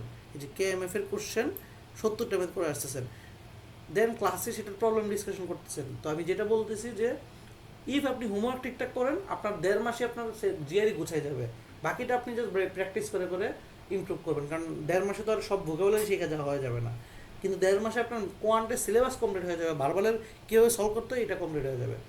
সো দেখেন, আপনি জাস্ট এক্সাম্পল দেখেন, এই যে ব্যাচ 16 এখন রানিং ব্যাচ, তাদের কী পরিমাণ করতে দিয়েছে, যেমন এখন গতকালকের ক্লাস দেখেন হোমওয়ার্ক দেওয়া, সেটা হচ্ছে এইখানে দেখেন এই 67টা পেজের পিডিএফটা আমি দিয়েছি হোমওয়ার্ক হিসেবে করে আছে। দেখেন হোমওয়ার্ক যদি দেখেন, তাদের এই পুরো পিডিএফে প্রায় 66 পেজে কতগুলো ম্যাথ, এগুলো হোমওয়ার্ক হিসেবে। এবং এগুলো এমন না যে আপনি না পারলে কি, দেখেন সাপোর্টিং ভিডিও প্রত্যেকটা সলিউশন দিয়ে দিয়েছে যে আপনারা করে আসবেন, ক্লাসে আমরা এগুলো ডিসকাশন করবো। এখন বাই নিচে ওনারা কালকে ক্লাস, কালকে হয়তো বা আপনি ওনারা পারবে না, না পারলে কি তাদের বলবো যে ভাই আপনি আবার পড়েন, সময় নেন, কালকে বুধবার করার ক্লাস করার দরকার নেই, শনিবার এন্ড করেন একেবারে 4 দিন লাগে, কিন্তু তারপর হোমওয়ার্কটা করেন, কারণ ব্যাচের সংখ্যা কতদিন যাবে এটা ডিপেন্ড করে আপনার হোমওয়ার্কটা ঠিকঠাক করলে গ্যারান্টি দিচ্ছে আপনি ভালো করবেন। এবং এখানে দেখবেন, এখানে কিন্তু প্রায় 20 জনের মতো স্টুডেন্ট আছে, বাট রেগুলারলি হোমওয়ার্ক করছে 8 থেকে 10 জন। এবং আপনারা যারা অ্যাডমিট হয়েছেন আপনি মিলাই নিন, আপনাদের আগে তো ওরা পরীক্ষা দেবেন, এই 8-10 জনের মধ্যে পরীক্ষার স্কোর আসবে, এই 8-10 জনই পাবো, বাকিদের স্কোর পাবো না। কথা কি বুঝছি? তো কনসিস্টেন্সি রাখলে আপনি জিআরই পার করতে পারবেন, আদারওয়াইজ না। কথা কি বুঝছি ভাই আপু? জি ভাইয়া, বুঝতে সো পারছি। জি আমরা ভাইয়া, বুঝতে পারছি। দেখা হবে নেক্সট হচ্ছে আর একটা লাস্ট কোয়েশ্চেন আমার। 12 তারিখ। হ্যাঁ, আমরা লাস্ট কোশ্চেন নিব আর রিসোর্স এটা। তো জিআরই এই যে এই জিনিসগুলো আমরা আজকে স্কিপ করতেছি, ভাই একটু মিউট করেন। এই জিনিসগুলো আমরা স্কিপ করতেছি কারণ এগুলো নিয়ে আমরা কালকে ইন ডিটেলসে কথা বলবো, যে কোশ্চেন মিনিট, এক একটা কোশ্চেনে কী কী টাইপ থাকে, এটা হচ্ছে বৃহস্পতিবার আমরা ইন ডিটেলসে কথা বলবো, যেটা আপনি একদম ক্লিয়ার হয়ে যাবেন। তারপর হচ্ছে মার্ক ডিস্ট্রিবিউশন, কেমনে কীভাবে মার্কিং হয়, এগুলো আমরা ডিসকাস করবো, কোশ্চেন টাইপ কীরকম হয় সেটা। তো এই এইচডাব্লিউটা আমরা অলরেডি দিয়ে দিছি। তো আমরা এটা নিয়ে ডিটেল কথা বলতেছি না, এই জন্যে আমরা নেক্সট দিন আমরা ইন ডিটেলসে বলবো, আমরা 2 ঘন্টা সময় নিয়ে শুধু এটাই বলবো, দ্যাটস আপনারা ঘবরানোর দরকার নেই। এখন আমরা জাস্ট কোশ্চেন নেব, 2-1টা কোশ্চেন যদি কারো বলেন বলতে পারেন। জি ভাই, আমার আমার একটা কোয়েশ্চেন ভাইয়া, মানে আপনি কিন্তু মাঝতে বলছিলেন যে আমাদের যে প্রফেসরকে মেইল করার বিষয়, তো ওইখানে আপনি বলছিলেন যে রিসার্চ পেপার, যে আমরা যে এআই থেকে একটা সামারি করে স্যারদের কাছে মেল পাঠাই দিই। তো আমাদের যে প্র্যাকটিক্যাল লাইফে আসলে একটা প্রফেসরের যে রিসার্চ ব্যাকগ্রাউন্ডে, আমার ইন্টারেস্টেড ফিল্ডে আমি কিভাবে একটা পেপারকে খুব ভালো করে পড়তে পারি, যাতে আমার ওটা সম্পর্কে একটা ভালো ব্যাকআপ বা ভালো একটা সামারি আমি স্যারকে দিতে পারি যে হ্যাঁ আমি এগুলো এগুলো পড়ছি এবং এই ফিল্ডে আমার কাজ করা ইন্টারেস্টেড। আচ্ছা, তো এই প্রথমত বিষয়টা হচ্ছে আমাকে ধরেন, বলবেন। আপনি মিউট করেন। প্রথমত হচ্ছে যে একটা পেপার যখন নেবেন, অবশ্যই পেপার থেকে আপনি চ্যাট জিপিটি নিয়ে তার থেকে আইডিয়া তো নেবেন। মেইনলি পেপারে তারা জানতে চায় কি, ধরেন আপনি যখন তাকে বুঝাতে পারবেন আসলেই তার রিসেন্ট পেপার আপনি পড়ছেন, এখন দেখবেন চ্যাট জিপিটি সে র্যান্ডম একটা আনসার দিবে। আপনি যখন লিখবেন যে আপনি এই পেপারে এই কাজটা করলে এই মেথডটা অ্যাপ্লাই করছেন, এই মেথড নিয়ে আমি আগেও কাজ করছি এবং আপনার লিমিটেশনে দেখা গেছে যে এটা এটা আসছে, আই থিঙ্ক এটা অন্যভাবে আপনি চাইলে দুইভাবে হিউক করতে পারেন, যে অন্যভাবে এই মেথড অ্যাপ্লাই করলে কি স্যার, মানে আপনি কোশ্চেন রাইজ করতে পারেন তাকে দুইভাবে, যে এই মেথড অ্যাপ্লাই করলে কি স্যার, আপনার যদি আইডিয়া থাকে অবশ্যই তো জানবেন যে অন্য একটা অ্যালগরিদম ইউজ করলে কীরকম আসতে পারে। তো আমরা দুইভাবে মেল করি, এক আমরা পেপারটা লাস্ট পেপারটা পড়ি, পড়ে জাস্ট ভিতরে যে মেথডটা ইউজ করছে অ্যালগোরিদমটা, আমরা বলি যে আপনি যে অ্যালগোরিদম ইউজ করে এটা নিয়ে আমার হচ্ছে প্রিভিয়াসলি আমার যে পেপার আছে সেটার সাথে আমি অ্যালগোরিদম ইউজ করছিলাম, এইটা নিয়ে হচ্ছে আপনি তাকে ইন্টারেস্ট যে আমি এটা যেহেতু এই টাইপের যেহেতু কাজ করছি এই জন্য আমার সাথে কাজের সাথে আপনার রিলেট করে এবং আমি এটাতে খুব বেশি পরিমাণ ফেসিনেটেড, একসাথে অ্যাটাচ করলেন, একটা মিলে এরকম হয়। আরেকবার মেল হয় যে ফলো আপ মিলে বা অন্য ফলো আপ মিলে, ধরেন 7 দিন পর আবার তাকে আমরা অন্য একটা মেল দিই, সেটা কীভাবে যে আপনি ওই যে আপনার যে পেপার ওইটার যে লিমিটেশন ছিল স্যার এই অ্যালগোরিদমের কারণে এত পার্সেন্ট অ্যাকুরেসি আসছে, আপনি একটা তাকে কোশ্চেন রাইজ করবেন যে এটা যদি অন্য অ্যালগোরিদম ইউজ করতাম সেক্ষেত্রে কি অন্য কিছু পাইতাম কিনা, একটা নাম দিয়ে দিলেন যে অন্য অ্যালগোরিদম এই অ্যালগোরিদমে অ্যাটাচ করা যায় কিনা, সেই ক্ষেত্রে একটা কোশ্চেন যখন পাই প্রফেসর তখন রিপ্লাই করে যে এটা না এটা এইভাবে করা যায়, তখন আমরা কনভারসেশনের জন্য তাকে থ্রো করি যে হ্যাঁ পরবর্তী কনভারসেশনটা স্টার্ট করি, বিভিন্নভাবে টেকনিক্যালি তার সাথে কথা আগানো যায়। কথা কি বুঝছেন? তবে অবশ্যই তার রিসেন্ট ব্যাপার নিয়ে ডিসকাশনটা হইতে হবে। ক্লিয়ার? জি ভাইয়া ক্লিয়ার। সো আমরা যারা রেগুলার মেল করি বা এই টাইপের চিন্তা করি আমরা এইভাবে কথা বলতে হয়, আদারওয়াইজ হবে না। আবার প্রফেসরের জাস্ট মেলটা ওপেন করে সকালবেলা, সকাল বাংলাদেশের টাইম রাত 8টা থেকে 10টার মধ্যে মেলটা পাবেন, আদারওয়াইজ আপনি সারাদিন মেল দেন আপনি রিপ্লাই পাবেন না। বুঝছেন? ক্লিয়ার? জি ভাইয়া বুঝতে পারছি। ঠিক আছে, আপনার কোনো কোশ্চেন? এনিওয়ান কোন কোশ্চেন নিতে পারি? আসসালামু আলাইকুম ভাই, ওয়ালাইকুম আসসালাম। আমার একটু প্রশ্ন আছে। জি বলুন। হায়ার স্টাডির ক্ষেত্রে এমবিএ এর ক্ষেত্রে আমরা জানি জিমেটটা অনেক ম্যাটার করে বা জিমেটটা খুব প্রয়োজন হয়, কিন্তু আবার রিসেন্টলি এটা শুনছি যে জিমেটটাকে অনেকাংশে জিআরই রিপ্লেস করতেছে। তো হ্যাঁ আসলে আমার প্রশ্ন, আমাদের, হ্যাঁ এটা বলুন এমবিএ এর আমি। ক্ষেত্রে হ্যাঁ জিমেটটা কতটুকু, জিআরইটা কতটুকু ম্যাটার আচ্ছা করে? আমি বলি ভাই, এখন আসলে জিমের মানুষ দিচ্ছেই না, যদি আমি সরাসরি কথা বলি, হ্যাঁ ফুল জি রিপ্লেস ভাই। করে ফেলছে। আপনি ইকুইভ্যালেন্ট এমবিএ মানে জিমেটের ইকুইভ্যালেন্ট জিআরই পাইলেই হয়ে যাচ্ছে সব জায়গায়, মানে ইউএসএতে আ- মোটামুটি রিপ্লেস হয়ে গেছে। আপনি সব জি জায়গায় ভাই। জিআরই স্কোর সাবমিট করতে পারবেন। কথা বুঝছেন? জি ভাই। সো কেন আমরা আচ্ছা ভাই, জিমেটটাকে এখন ধন্যবাদ। এনকারেজ করি না, কারণ জিমেটের পর্যাপ্ত রিসোর্স আমরা পাই না এখন। কথা জি বুঝছেন? ভাই। বাট জিআরই আপনি রিসোর্স পাবেন এবং সেটা ইউজ করে ইজিলি স্কোর টানতে পারবেন, এবং আপনি যে কোনো জায়গায় মানে আপনি তাদের ইউনিভার্সিটি ওয়েবসাইটটা আছে, আপনি তো জানেন এখন ইউনিভার্সিটি ওয়েবসাইটে ঘাটতে পারেন, আপনি নিজেই দেখবেন যে আপনাকে জিআরই জিমেট যে কোনো একটা অ্যাপ্লাই করতে মানে সাবমিট করলেই হয়। বুঝতে পারছেন? জি ভাই। সো ওটা নিয়ে টেনশন করতে আচ্ছা। হবে। জি। আচ্ছা ভাই, ধন্যবাদ। আর কেউ? ভাই আমার একটা কোশ্চেন জি ছিল। অবশ্যই। জি বলুন।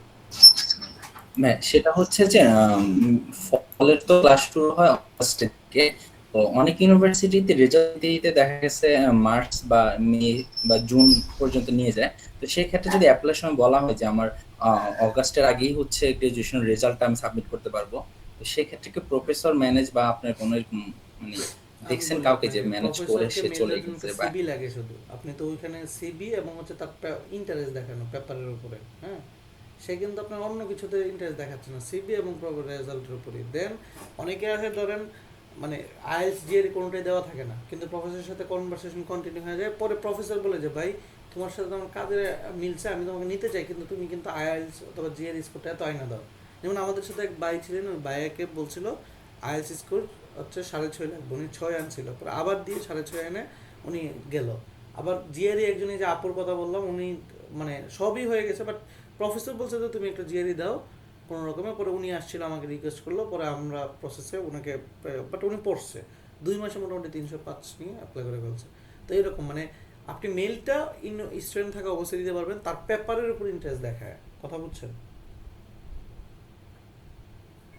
বুঝতে পারছি। কাজ আপনাকে না, কিন্তু ঠিকই নিজে কামলা খাটাইছে পেপারের উপরে, স্টুডেন্ট ওইটুকু দেখাইতে হবে তার। হচ্ছে কিনা। জি জি ভাই, আপনি স্টুডেন্ট কোন পর্যন্ত কোন প্রসেসে গিয়েছে বা হইছে কিনা প্রিন্টিংটা? কোন প্রসেসে? মানে এই যে স্টুডেন্ট চলাকালীন মেইল করে রিপ্লাই পাইছে বা হচ্ছে হ্যাঁ কোনো ইস্যুন ফান্ডিং থাকা, পাইছে এই যে পাইছে আমি এরকম। যেদিন কথা বলতেছি আপুর কথা, উনি তো এখনো গ্রাজুয়েশন করেন নাই, তো যে এখন যাবে উনি অ্যাপ্লাই করতেছে, ও যে আচ্ছা আচ্ছা। এসওপি টেসওপি আমাদের দিয়ে করেছে, উনি যে এখন হচ্ছে উনি কন্ডিশনাল ইয়ে তুলে দেন হচ্ছে ওনার রেজাল্টের পরে উনি মুভ করবে, বাট ভিসাতে এখন দাঁড়াইতে পারতেছে না তো উনি এই জন্য। কথা বুঝছেন? গ্রেড ও আচ্ছা কোকে আচ্ছা। মেল দিয়ে রাখছে এই জন্য যে উনি হচ্ছে ট্রান্সক্রিপ্টটা পাঠাবে হচ্ছে আপনার এপ্রিলে। কথা কি বুঝছেন আপনি? ও আচ্ছা, বুঝতে পারছি ভাইয়া। সো আমি এটাই বললাম আর কি, মানে বাই নিচে যদি কোনো ইস্যু থাকে সেক্ষেত্রে কি ভিসা পাবো না সেটা ভাই? সব থেকে বড় কথা, সব থেকে বড় কথা, যে কোনো ধরনের কোশ্চেন আপনি করবেন গ্রেড কোঅর্ডিনেটরকে, যে কোনো ধরনের কোশ্চেন ধরেন আপনি এই যে নিচে এসে দেখবেন প্রত্যেক ইউনিভার্সিটির গ্রেড কোঅর্ডিনেটর নাম্বার থাকে, মানে মেল থাকে, যে আমি তাকে মেল করবো কিনা। এখন যাদের গ্রেড কোড মেল থাকে এটা তো কানাডা, ধরেন আপনি ইয়েতে যান, ধরুন হচ্ছে আপনি যে কোনো একজন মিয়ামি,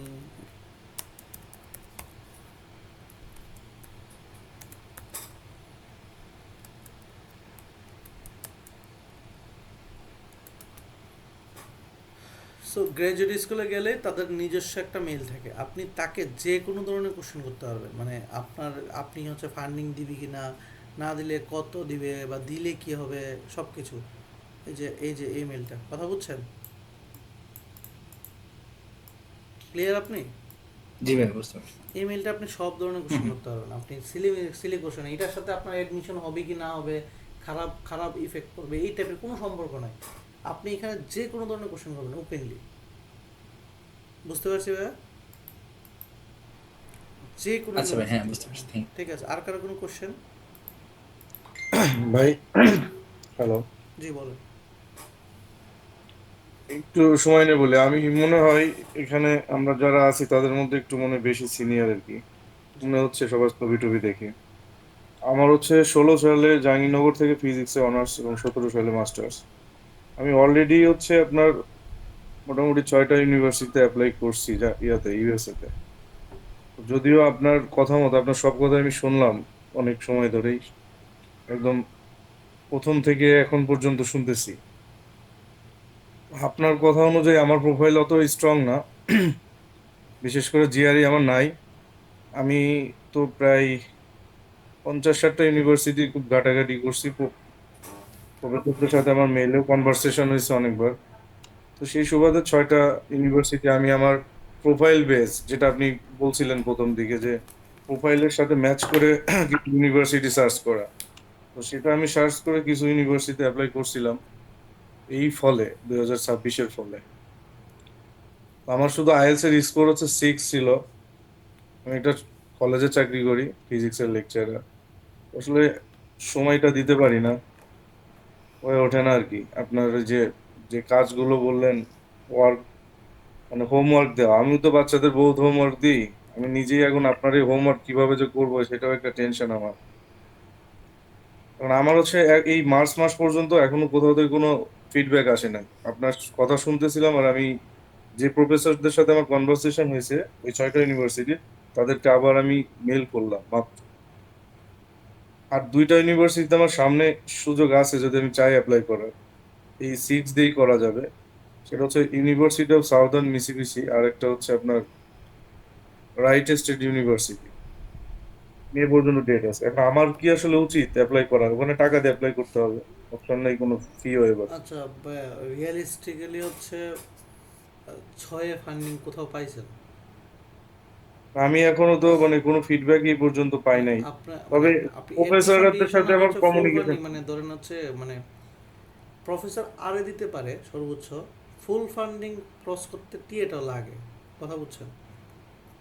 আর আমার সাবজেক্ট হচ্ছে ফিজিক্স, আমাদের তো জেনারেলি, আমার তো অনেকে ইউএসএ তে থাকে, তো তাদের থেকে পরামর্শ বা কথাবার্তা শুনে আমরা যতটুকু আর কি জানছি যে আমাদের ফান্ডিং গুলো সেন্ট্রালে হয় আর কি। হুম, হ্যাঁ, রাইট। তো ফিজিক্সের ফান্ডিং তো জেনারেলি ডিপার্টমেন্ট থেকে বা প্রফেসর থেকে দেয় না, সেন্ট্রালি হয়। আর আমি যে কটা ইউনিভার্সিটি অ্যাপ্লাই করছি সেটা মোটামুটি সেন্ট্রালাইজড আর কি, সেন্ট্রাল থেকেই ফান্ডিং হয়। তো ওনরা কমিউনিকেশনে ওনরা খুব সুন্দর, সবাই মানে মেল করলেই ইনস্ট্যান্ট ব্যাক করে। আমি রাতে করলে, আমরা এখানে বাংলাদেশে রাতে করলে সে পরের দিন সকালে মানে তাদের সকালে আমি পেয়ে যাই। কনভারসেশনটা ভালো হয় এখন, কিন্তু কোনো আপডেট এখনো পর্যন্ত আসে না, যেটা ফেব্রুয়ারির মাঝামাঝি আসার কথা অনেকেই বলছে। হয় আর না হয় যেটাই হোক জানাবে, কিন্তু এখনো কিছু জানাই না। আচ্ছা, রিয়েলিস্টিক্যালি তাহলে হচ্ছে মানে ওরা তো হচ্ছে সিরিয়ালি দেখা শুরু করে প্রথমত, হ্যাঁ। তো জি অনেক জি ইউনিভার্সিটি এখনো ফুললি আপডেট দেওয়া শুরু করে নাই, মানে হয় নাই। যে আমি যদি বলি আপনাকে, আমি একজনের হচ্ছে ইউনিভার্সিটি নিয়ে কাজ করছিলাম, তাকে যদি দেখায়, আমি এখন পর্যন্ত হচ্ছে ওনার প্রায় 10টা ইউনিভার্সিটি অ্যাপ্লাইয়ের মধ্যে উনি ডিসিশন পাইছে এনজেআইটি থেকে, জি জি ক্লার্কসন থেকে, ফ্লোরিডা স্টেট থেকে, আইওয়া থেকে, অ্যান্ড হচ্ছে নিউ মেক্সিকো, অ্যান্ড হচ্ছে আলাবামা বার্মিংহাম, এইগুলো থেকে পাইছে। এখনও কিন্তু আপনার যে ইউনিভার্সিটি টেক্সাস এএনএম থেকে উনি এখনো পাই নাই, হ্যাঁ আমি প্রচেষ্ট ওটাও অ্যাপ্লাই করছি, আমিও পাই নাই প্রচেষ্টা টেক্সাসে। থেকেও পাই নাই। সো হচ্ছে আপনি যদি আরও যদি চিন্তা করি হচ্ছে ইউনিভার্সিটি অফ টেক্সাস, এখান থেকেও পাই নাই, জর্জ মেসন থেকেও পাই নাই। সো তার মানে হচ্ছে ওনার প্রোফাইল আবার ভালো। সো উনি বাকি 4টা থেকে কিন্তু 2টাই অফার লেটার পাইছে, মানে ফান্ডিং ওকে হচ্ছে আরে পাইছে, বাট এটা নিয়ে আমরা মেনে নিচ্ছি। তো সেই জি জি ক্ষেত্রে বোঝা যায় যে এখনো পর্যন্ত হয়তো বা অনেকগুলোতে দেই নেই রেসপন্স, হ্যাঁ। সো এটা নিয়ে আচ্ছা বই আচ্ছা পাওয়ার কিছু নেই, এখনো পর্যন্ত অনেক জায়গায় থেকে ওই সিরিয়ালি দিচ্ছে, তো সো অ্যানালাইসিসের জন্য এখনো রেসপন্স পায় নাই। সো উনি 20টার মতো অ্যাপ্লাই করে ফেলছে, টাকা অনেক ডালছে। তো সেই আমিও ক্ষেত্রে আমিও দিয়েছি আপনার হচ্ছে 6টার ভিতরে 3টাতে আমাকে ওয়েব করছে, তাদের সাথে ওয়েবেরও কনভারসেশন ছিল। আরো যে ওদের একটা অপরচুনিটি থাকে আপনার সেমিনার যদি জয়েন করা হয় তাহলে ওরা ফি ওয়েব করে অটোমেটিক। তো সো সেক্ষেত্রে 20টা 2টা থেকে সেমিনার। ওনার ক্ষেত্রে 20টা থেকে অ্যাপ্লাই করার পরে উনি 5টার মতো ডিসিশন পাইছে, হ্যাঁ। তো 2টার মধ্যে 3টার মধ্যে রিজেকশন, 2টা থেকে হয়েছে। তো আচ্ছা সেম এখন হচ্ছে 15টা এখনো বাকি, তার মানে হিউজ পরিমাণ এখনো কিন্তু বাকি। আর এবার ডিসিশনগুলো লেটে আসতেছে, কারণ ওই যে জি ফান্ডিং এবং ট্রাম্পের ইস্যু, কথা বুঝছেন? জি জি জি জি জি। এটা না সেটা ট্রাম্পের তো ইস্যুর জানি না, জন্য আমার একটু আমার লেট হচ্ছে আসতেছে। তো আমার অনেক ছোট ভাই বড় ভাই বন্ধু বান্ধব সবই তো আমেরিকাতে থাকে, এবং ইভেন নিজের আমার চাচা আমেরিকাতে থাকে। তো তাদের সাথে তো কথা হয়েছে, তারা তো আসলে আমাদের প্রতি খুবই ফেড আপ। তারা ইন্টারন্যাশনাল স্টুডেন্ট নিয়ে, বিশেষ করে আমাদের এদিকে বাংলাদেশি নিয়ে নাকি অনেক তাদের ঝামেলা চিন্তা ভাবনা। না, তারা সেমি আরেকটা কথা, বাঙালি টিচাররা কিন্তু বাংলাদেশে নিতে চায় না, এটাও একটা কারণ। হ্যাঁ হ্যাঁ সো যাই হোক, এটাই এখন এখন। সব মিলে আর আমাকে কি। আরেকটা যদি, জি জি, ভাই জি জি বলেন বলুন। জি। হ্যাঁ, কমপ্লিট করে। বলেন, আমাকে আরেকটু পরামর্শ যদি দিতেন। মানে বেসিক্যালি আমি আসলে আইএলটিএস এর কোনো প্রিপারেশন বা ওরকম কোনো কিছুই নিই নাই। আমার যতটুকু যা জ্ঞান মেধা যতটুকু ছিল সেটাতেই পরীক্ষা দিয়ে তাতেই হচ্ছে আমি, মানে আমার চয়েস আসছে। এখন আমি তো একজন টিচার, আমি কলেজে পর্যাপ্ত পরিমাণ প্রাইভেট কলেজ সবকিছু মিলায়ে, বাসা সংসার ছেলে আছে একটা, সবকিছু মিলে আসলে টাইম ম্যানেজমেন্ট করার সাথে আইএলটিএস এর আবার যে পুনরায় দেওয়া, আবার আপনার এই জিআরইর একটা বিষয় যেটা থেকে যায় আসলে ফান্ডিং এর জন্য, এটাও এসেনশিয়াল, এটা আমিও জানি বুঝিও। ম্যানেজ করাটা একটু টাফ, যদিও আমাকেই করতে হবে সেটা আমিও জানি, আমিও বুঝি। তারপরেও যদি আপনার কাছে কোনো পরামর্শ মনে আমার হয় যে ভাই। ক্ষেত্রে হচ্ছে কি, আপনার মতো একজন টিচার আছেন, এই যে আমি আমাদের এখানে আমি যে একটা এক্সপিরিয়েন্স ভিডিওতে একটা আপুর কথা বলছিলাম এখানে, এই যে জি জি উনি, হ্যাঁ, ওনার এক্সপিরিয়েন্সটা বলেছেন। উনি কিন্তু আমাদের হচ্ছে ওনার সময় লাগছে, মানে জিনিসটা কি, যে যাদের ক্ষেত্রে লাগতো ধরুন 4 মাসে, উনি হয়তো 8-9 মাস লাগাইছে, বাট সময় লাগছে। বাট উনিও টিচার, উনি দেখা গেছে যে বিভিন্ন টিচারদের আবার ট্রেনিংও করায়। উনি বিভিন্ন জায়গায় দেখা গেছে যে আমি 2-3 মাস ওনাকে পাই না, উনি হচ্ছে জি গেল এই ব্যস্ততা করতে করতে করতে করতে উনি, বাট ডেডিকেটেড কোনটা ছিল দেখেন, ওনার একটা জিনিসই ভালো ছিল, সেটা কি, উনি বাসায় আসলে ধরেন হোমওয়ার্ক করতে পারে না, কিন্তু উনি গ্রুপের মধ্যে বা ক্লাসের মধ্যে কি করতো, কারণ আমি যখন বলি যে ভাই এটা রিডিংটা পড়েন, উনি পড়তে চেষ্টা করতো, পড়তে ট্রাই করতো, মানে পড়তো। কারণ উনি পড়তে গেলে কি হইতো, যে ওনার কাছে জিনিসটা পড়তেছে, এখন একটা মানুষ যদি স্ক্রিনে পড়ে, তার কিন্তু মনোযোগটা সরাসরি এখানে আসতো, রাইট। জি জি প্রবলেমগুলো সে হচ্ছে মানে তাকে আমার বুঝাতে হয়, তাকে যে সেজন্য পড়ছে, অন্যরা তো চুপচাপ তাকে ডিসকাশন নিতেছে। আর একটা কাজ হুম, করতে, উনি মক ডিসকাশন গ্রুপ যেখানে ছিল, উনি জি মানে বাসায় করুক আর না করুক, ওই ওই ক্লাসগুলোতে সে জয়েন থাকতো, মানে মানুষের কথা শুনতো শুধু। যখন থেকে সে জি পড়া শুরু করছে, সে আসলে 3 মাস, আসলে 2 মাস মানুষের সাথে ওই যে গ্রুপের, যেহেতু অলরেডি আইডিয়াগুলো সব জানে, রেগুলার ক্লাস মিস দেয় না, জাস্ট ওই 1 ঘন্টা ক্লাস করতো, বাট হোমওয়ার্ক করতো না বা করতে পারতো না। তো জি আমাদের আবার সিস্টেম আছে যে এক ব্যাচের পরে চাইলে সে আরেক ব্যাচের সাথে কন্টিনিউ করতে পারবে। তো সে আসলে পরের ব্যাচেও ক্লাস করতো, মানে আচ্ছা এই ব্যাচের সাথে পরের ব্যাচে এসে ক্লাস করতো। যখন সে শুরু করছে, সে আসলে তার স্কোরটা দেখেন, এখানে হচ্ছে 320, সো অনেক। Huge, right. মানে হুম এই হিসাবে চিন্তা করলে হিউজ। এবং ওনার বয়স কিন্তু ওনার বয়স হচ্ছে 40+, আই থিঙ্ক সো আচ্ছা, আপনার মতো হবে নাকি, আপনি অনেক কিনার, হ্যাঁ হ্যাঁ, না আমার 32। 30, তার মানে অনেক বেশি, এটা কিন্তু অনেক বেশি, রাইট। সো জি এটা জি হচ্ছে 40+, এবং উনি আমাদের সাথে কিন্তু এখন আইএলস ক্লাসও করে, এবং আইএলস ফ্রি ক্লাস কিছু করাচ্ছি, ওই ক্লাসে উনি সবসময় কথা বলে। মানে আপনি মজার ব্যাপার হচ্ছে আইএলটিএস যে আচ্ছা, ফ্রি রাত্রে ক্লাসটা যদি সাড়ে করেন, এই নয়টা যে সাড়ে আপুর 10টার ভয়েস দিকে কি শোনা যাচ্ছে? গ্রুপের সবাই বসতেন একসাথে।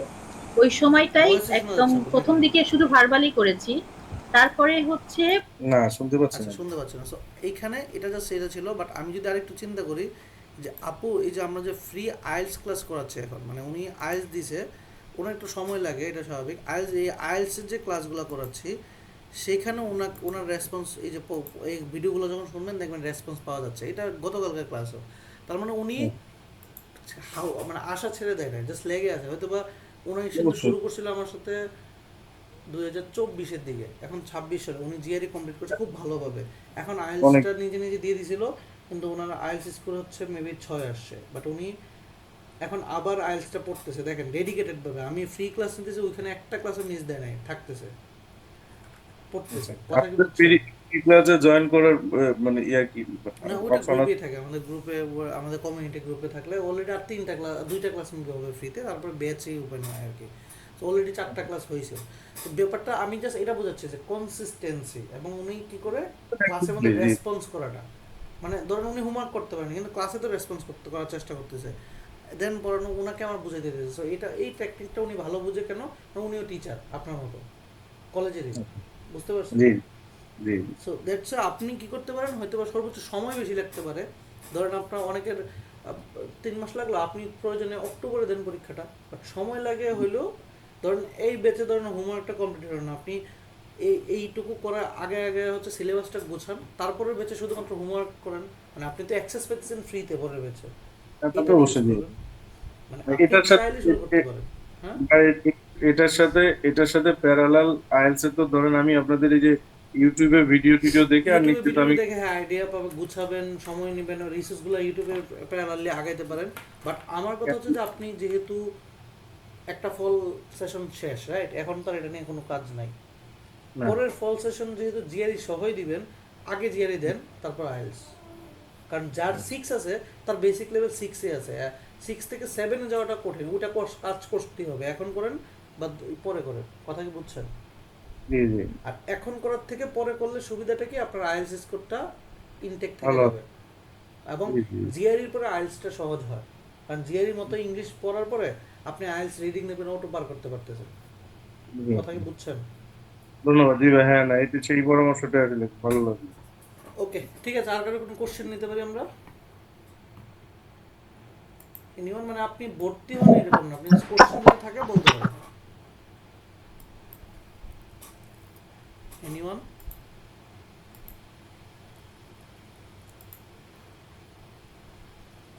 ভাই এনিথিং? জিআর অ্যাপ্লিকেশনের বেলায় যে ওয়েবটা আসলে করার প্রসেস কি আসলে, নাকি না অ্যাপ্লিকেশন ফিটা আচ্ছা, দিতেই এগুলো হয় আমি বলা must? থেকে যে ভাইয়া ভাইয়া এখন বিশটাতে বলছে, যে ভাইয়াকে অ্যাপ্লাই জিজ্ঞেস করছে করেন, ভাই, ভাইয়া এটা ওয়েবের প্রসেসটা বলেন তো। ভাইয়া কি আর চলে গেছেন? হ্যাঁ চলে গেছে মনে হয়। হ্যাঁ উনি বললো যে সেমিনারে অ্যাটেন্ড করলে আচ্ছা, ওয়েব দেয়। আপনি আর প্রত্যেকটা অনেক ইউনিভার্সিটির ওয়েবসাইটে যখন যাবেন, হ্যাঁ, হুম, প্রথম কথা হচ্ছে গ্রেড কোকে সরাসরি প্রথম একটা নক দিবেন, মেল দিয়ে দিবেন যে আমি হচ্ছে ইন্টার্নশিপ, আমার একটা ওয়েব লাগবে। প্রথম একটা আচ্ছা কাজ, প্রথম কাজ, হ্যাঁ, গ্রেডকে মেল। সেকেন্ড, মানে সব সময় যে কোনো ইউনিভার্সিটি সাবমিট করার আগে গ্রেডকে আগে একটা নক দিবেন। তো গ্রেডই বলে দেয় যে ও সেমিনারে জয়েন করলে দিবে। আবার ওই ইউনিভার্সিটি ওয়েবসাইটে গেলে দেখবেন যে আপকামিং সেমিনার লেখা থাকে, সেমিনারগুলোকে ইন্টারেস্ট দেখাবেন। সেমিনারগুলো তারা হচ্ছে এই লুপ দেখায় আসলে স্টুডেন্ট বানায় যে আপনি আসলে সেমিনারে তখন আমি একটা কোড দিবে, এই কোডটা অ্যাপ্লাই করতে পারবেন। কথা বুঝছেন? আচ্ছা, জি ভাই। আবার যদি কোনো সময় প্রফেসর ম্যানেজ হয়ে যায়, প্রফেসরই বলে যে তুমি অ্যাপ্লাই করো, তুমি হচ্ছে এই যে কোডটা ইউজ করো, মানে প্রফেসর হচ্ছে ওয়েব করাই দেয়। যদি প্রফেসর ম্যানেজ হয়ে যায়, ফান্ডিং দিবে, এই 3 ভাবে ওয়েব হবে। কথা বুঝছেন? জি ভাই বুঝতে পারছি। সো এই 3 ভাবে। সো যেমন হচ্ছে আমি এইবার যে ওনার জন্য অ্যাপ্লাই করলাম, সেখানে উনি এনজেআইটিতে ওয়েব পাইছে, তারপরে জর্জ মেশনে পাইছে, মিয়ামিতে পাইছে। এগুলো প্রত্যেকটাই হচ্ছে প্রফেসরদের মানে নক করা বা গ্রেডকে নক করলে তারা দিয়ে দিছে। এমন আছে একজনকে প্রফেসরকে নক করছি, প্রফেসর বলছে যে তুমি অ্যাপ্লাই সব শেষ করো, লাস্টে আমাকে আবার একটা নক দাও। তখন প্রফেসর হচ্ছে একটা কোড দিয়ে দিয়েছে, GE25 মেবি। তো ওটা দিয়েছে, তারপর হয়ে গেছে প্রায় $100 মতো। তো জিনিসটা হচ্ছে যে আপনি 20টা অ্যাপ্লাই করলেও দেখবেন হচ্ছে 50%-এর মতো পাবেন, যদি একটু এটা নিয়ে বসে থাকেন যে সেমিনারগুলো অ্যাটেন্ড করা, মেইল করা। সো আপনি হুট করে টাকা দিয়েন না, জাস্ট একটু ওয়েট করেন, কি মানে কোনো খোঁজ নিয়ে পান, তারপরে আপনি করবেন আর কি। কথা বুঝছেন? জি ভাই, বুঝতে পারছি। ওকে, তাহলে আমরা আজকে এই পর্যন্ত রাখতে পারি। আদার আশা করি কারো কোনো কোশ্চেন নাই। সো যারা